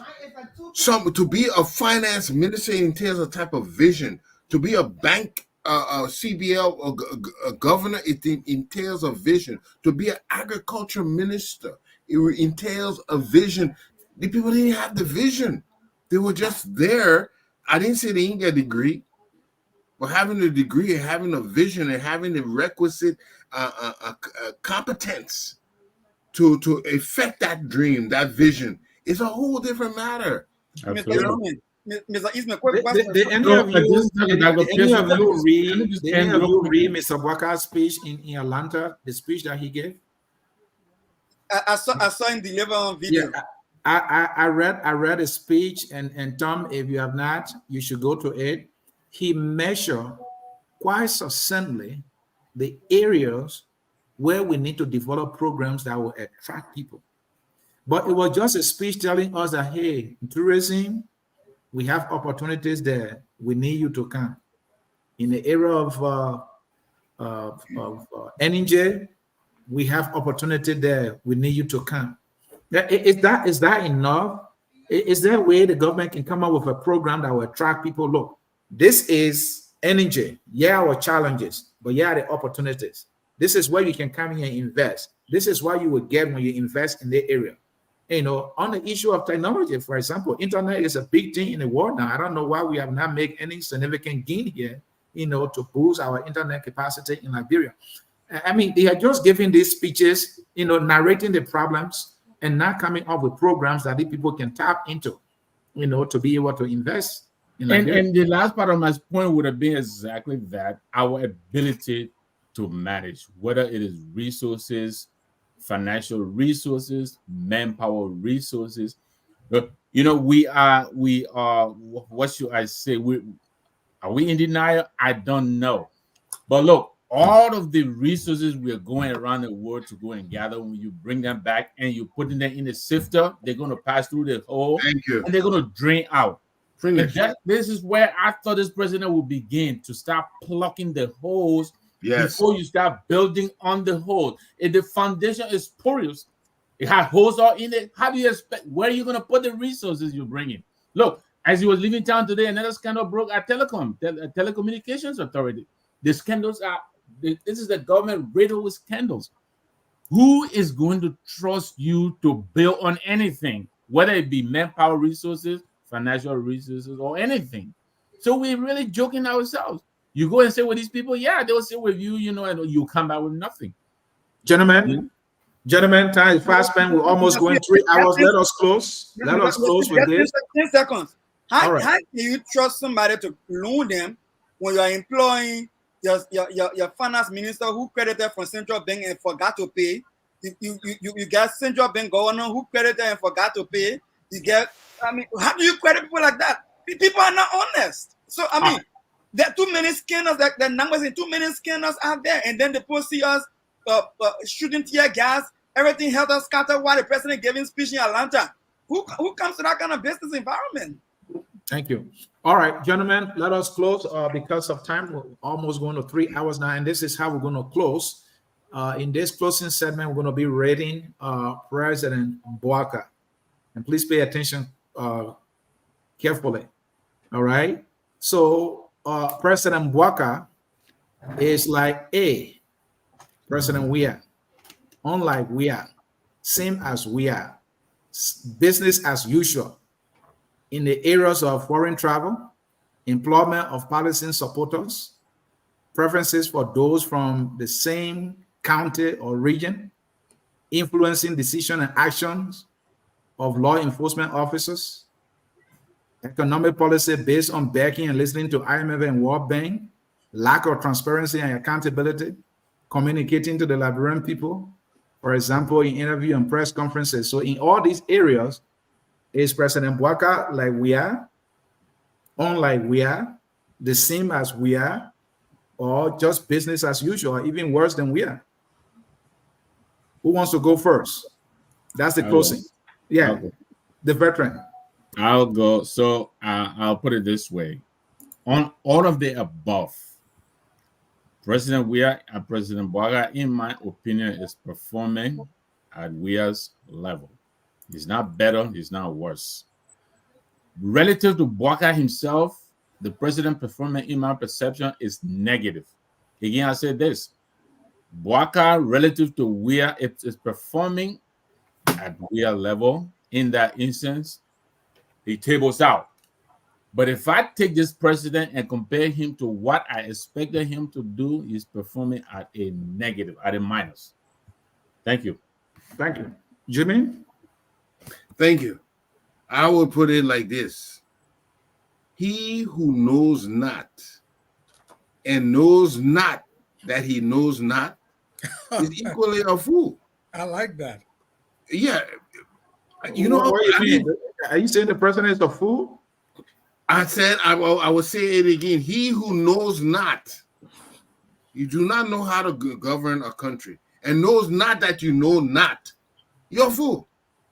Now, he who knows he knows not, and knows that he knows not,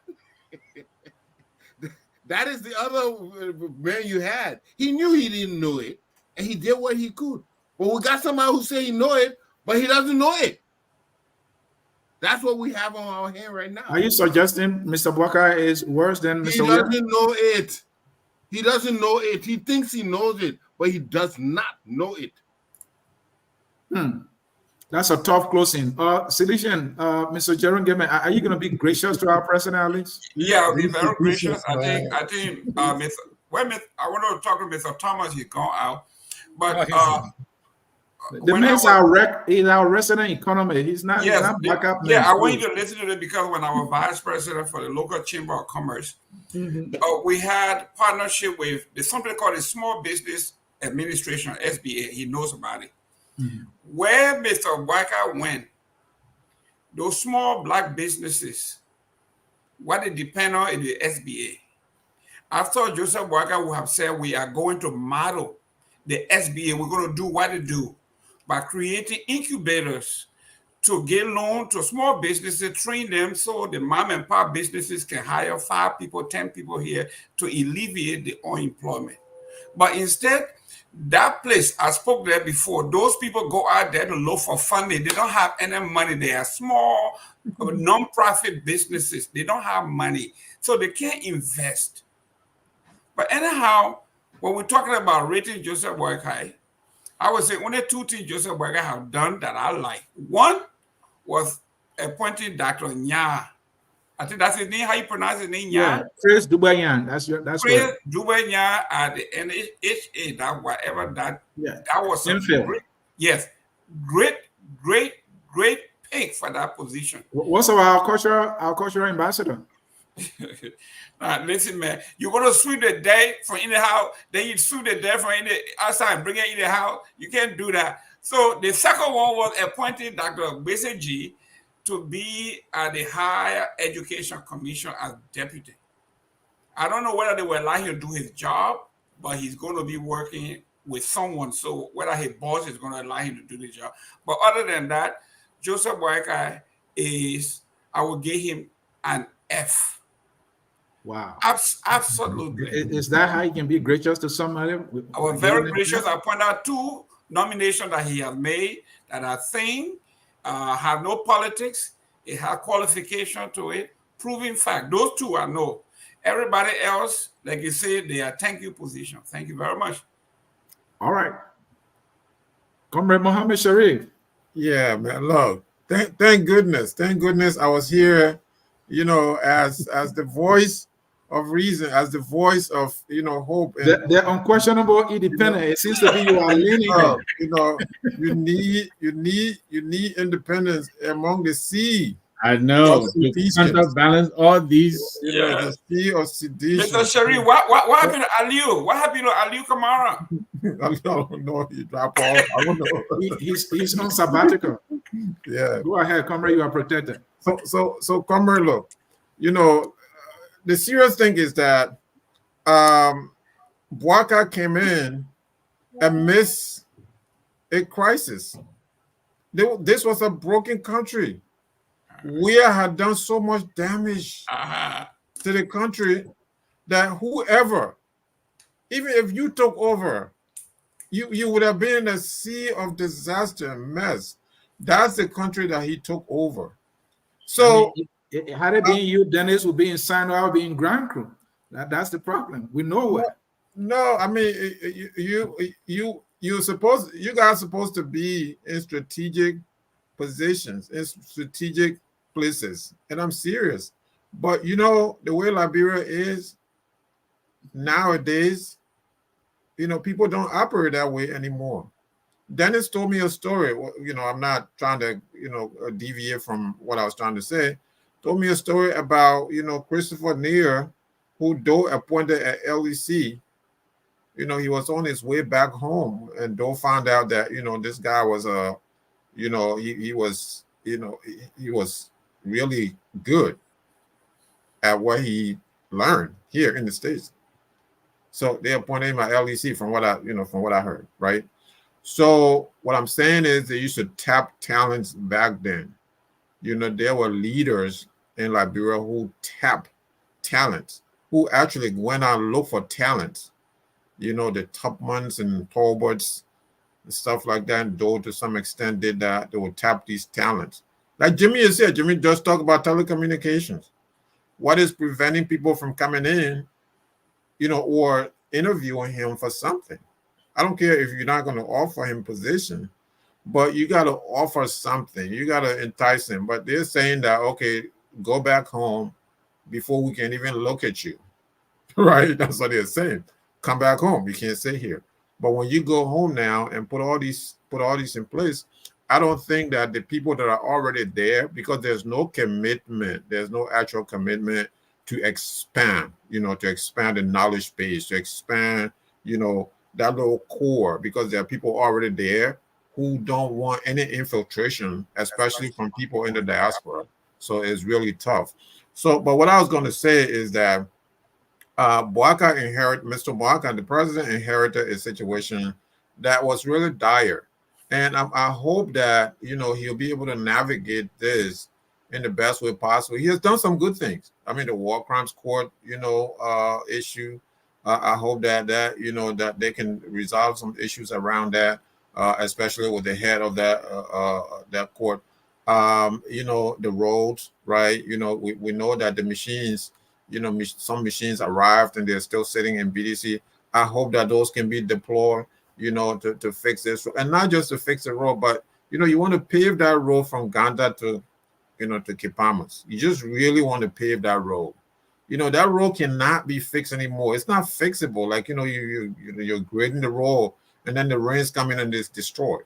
So you want to really pave that road. And then why aren't they being deployed? Comrade, I just want to know.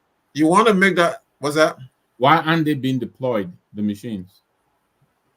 I don't know. Now you want to, they don't have the drivers. You want to also make that road a toll road, at least 2 tolls maybe. You know, one between Ganta and Zwedru, and another between Zwedru and Harper, so that, you know, funding, you can generate funding to maintain those roads. I mean, something has to happen drastically. You know, we talk about Rwanda all the time, and just to conclude, we talk about Rwanda all the time. The reason why we're able to do that, because there is a leader who's committed to development. He's committed. Yeah, I mean, he's not going by all these things. We're talking about democracy and all of that. He is a somewhat of a, what we would call a dictator. But he's getting, what's it? Benevolent dictator, something like that. Right, yeah, benevolent dictator. So, but he's getting stuff done. He's getting stuff done. So you need a disruptor. I was hoping that President Boakai was this disrupting. I think he still in some way is. When he comes back, we'll see. It'll be interesting to see what he's going to do now going forward after all these visits and stuff like that. Be that disruptor. Don't listen to people. Don't listen to J. Victor them. Don't listen to Gaiman and others. Don't listen to Pastor. You're right. He has not been listening to Victor. That's why he's having all these errors. He's You not can't been listen listening to J. Victor. They are the people who they were demonstrating from Bacchus a few times. All right, comrade. Thank you. Evan Morris, you're closing. You want me to restate a closing question? No, I would say he's none of those. But thank you again. I would say he's not like any of those people that you named. He's a wannabe Ellen Johnson. And I have two words that come to mind when I think about JMB presidency so far. First word is stiff. Second word is stuck. We're stuck in a stiff, leadership. A man who is inflexible. He is not, he's not somebody who used ingenuity to solve problems. His best and most effective years are behind him, and we chose to elect him. Unfortunately for our nation, we're stuck. We're stuck in a rut. And to think that we can trust an 80-year-old man to come up with new, innovative ideas, to do fiscal, jiu-jitsu to get us out of this mess, we ourselves must be delirious. The reality is, I'm glad I live in America. I would reasonably comfortable life. I don't have to worry about having a stiff old person who is incapable of showing flexibility in problem solving as my president. So thank God I'm not there. Thank God I'm here. And I feel sorry for the Liberian people overall. But great show. Thank you for having me. And thank God you're going to be sending some money to friends and family then. No, I don't send money. I just enjoy my money. Dr. Clarence Pearson, your closing is President Boakai, like President Weah, or unlike him, just about the same, or business as usual in any of the areas I mentioned earlier, accountability and all that. I just want to put Elvis point in the contest. Then I gave my evaluation. I said this before. President Boakai, in the expectation of many people in Liberia, is like having a keke and wanted to drive like a Land Cruiser. And I said it last time. I don't care how you try to pretend, it can never be a Land Cruiser. President Boakai should not have been president. And from all I've seen, if they're mining somebody's private machine at the barracks on gentleman agreement that has no binding to Liberia, president traveling back and forth across the world when my historic HAPA or demonstration elementary and junior high school doesn't have a roof over it, and it's been threatened from being opening for this coming semester. When one DSA for one of those guys traveling on that plane can re-roof that building, when the president is traveling with men and women who are culpable of corruption, when he's employing people who owe central bank into banking institutions that they owe and have not paid over many years, it tells me he is worse than George Manuel Weah. Worse than George Manuel Weah. And I feed off by closing what Mr. Eastman said. And the worst thing about it is that he doesn't know what he's doing, and he thinks he knows what he's doing, and that is so sad for my country. All right. Who wants to go next? Yeah, I can go next. Yes, please. And I want to piggyback on my good friend and brother, Mohammed Sharif. He's trying to absolve JMB of any wrongdoing. The man, right now, he's just like we are, but he could get worse because in everything, people always put their best foot forward first. So if what we have seen from January to now is Joseph Boakai best foot, right now he's like we are, but then he's going to get worse than we are. Now, Brother Sherry is saying, he inherited mess. Barack Obama inherited mess from George Bush, but he fixed it. Joe Biden inherited mess from Donald Trump. He fixed it. The young man in Senegal, 40 years old, 40 something years old, he's doing something different. So there's no excuse to say, oh, because JMB inherited mess, so he cannot put his best foot forward. The man is inept. The man is unserious. Let me close with this. I just read this from the Ghana Business News. 2024, Ghana tourism industry contributed $4 billion to Ghana budget, making them the first domestic product contributing to the Ghanaian budget, national budget. By 2025, they are projected that tourism is going to be the biggest contributor to Ghana's budget and is going to do more than $4 billion. Joseph Boakai doesn't know what he's doing. I agree with Jimmy. The man doesn't know. He pretended to know. He was a fraud on the Liberian people. They were tired with George Weah, and they brought this man, and it's all the based on what, oh, he has 40 plus years experience. We have not seen it. His best foot is not being put forward, and he's inept and he's unserious. He might be worse than Weah if care is not taken. The tourism sector is one song that President Boakai sings. The Unity Party was in power for 12 years. I'm not sure if Liberia raised a penny from that sector. Ellen Johnson Sirleaf and Joseph Boakai combined, they didn't do anything. In fact, they downgraded our tourism sector. It's not attractive. Imagine our history, people. Meanwhile, Ghana is breaking $4 billion alone when it comes to tourism should be bringing people to that country for us to make money. But that's for another day. But tourism is part of the arrears. Tom, I think you get the last word, if I'm not mistaken. Yeah, so as the economist, I took down all of the points that you made and the responses, so I will just develop a matrix so that we can come up with the overall rating. Thank you. Go ahead, resident economist. No, I said I will give me a graph save. No, no, I said I got all of the responses. I'm going to tabulate them between the two presidents, and maybe in the next show I will tell you what's the show's overall rating. Okay. So that's your closing? I mean, my closing, it's in the interest of President Boakai not to be close to President Weah, because the closer you go to him, the more you will be, I mean, your fate will be the fate that he saw after his presidency. So I think that's a no-brainer. It shouldn't get close to him. And the United Party should not even allow it. And all of Lofa will not allow it. So and online evidence that is okay, you can be here, but I'm going to go back to help the team. We're not going to get close to Weah. Don't forget about that thing. Thank you. All right, folks in cyberspace, and we want to say thanks to our panelists, all the debaters here, and those of you who stuck with us throughout the show. I appreciate it. I believe that there is a Lofa dominance. If we can make it fairer, it will be even better. But what I want to see, the people of Lofa who are in government, they have a responsibility to represent Lofa well and represent Liberia better and even best. Many are pointing fingers at the people of Lofa for dominating the government. Are they qualified? If they are qualified, we say hallelujah.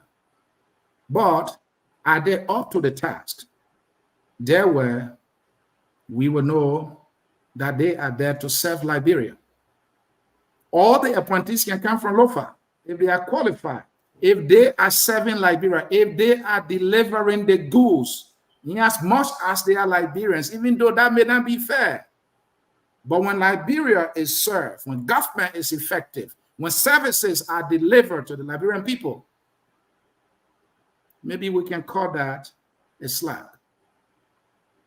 We are all entitled to represent our government. But again, the president has that gavel to decide who makes it in his government. I don't have a problem. The Democratic Party, when it wins, no Republican is getting a cabinet position. America runs. The Republican Party will do the same thing. United States runs. So, in Liberia, because of lack of opportunities, because the little opportunity we have is just this one tiny little government, it's reasonable people want to be part of it. Let us do all we can so that we can all share it. For we are all entitled. to our country. But if there's anything we must do, is to serve Liberia well, irrespective of where we come from. On that note, folks, I want to say thank you for the debate. It was a spirited debate. I enjoyed it. Folks, next Friday will be another debate. Tomorrow, I think Dennis Jai will be here for another fascinating show. Keep tuned to Focus on Liberia. We are the best in the business. You want quality? You want Liberia to be respected when it comes to media? This is a place for you to be. Don't go to the tabloid and all that. Sometimes you go to entertain yourself, but if you want quality information, something that is like Liberia, this is where it is. That's why we are called Focus on Liberia. Enjoy the song that says we are all Liberians. Look forward to Lofanomics. Lofanomics. Thank you. How we turn the economy around. Thank you. We want to see that. Let Lofa deliver us. Let Lofa rescue us.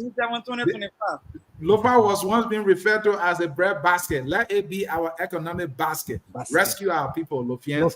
You can do it. You have the qualification. You have the potential. Do it. But don't forget Dennis Jai. He needs his job. He wants to go to Sado County as superintendent. I got to go to Grand Crew as superintendent. So y'all talk to Omen Boakai for us. On that note, folks, enjoy the song. We are all Liberians. And bye-bye. All right. We are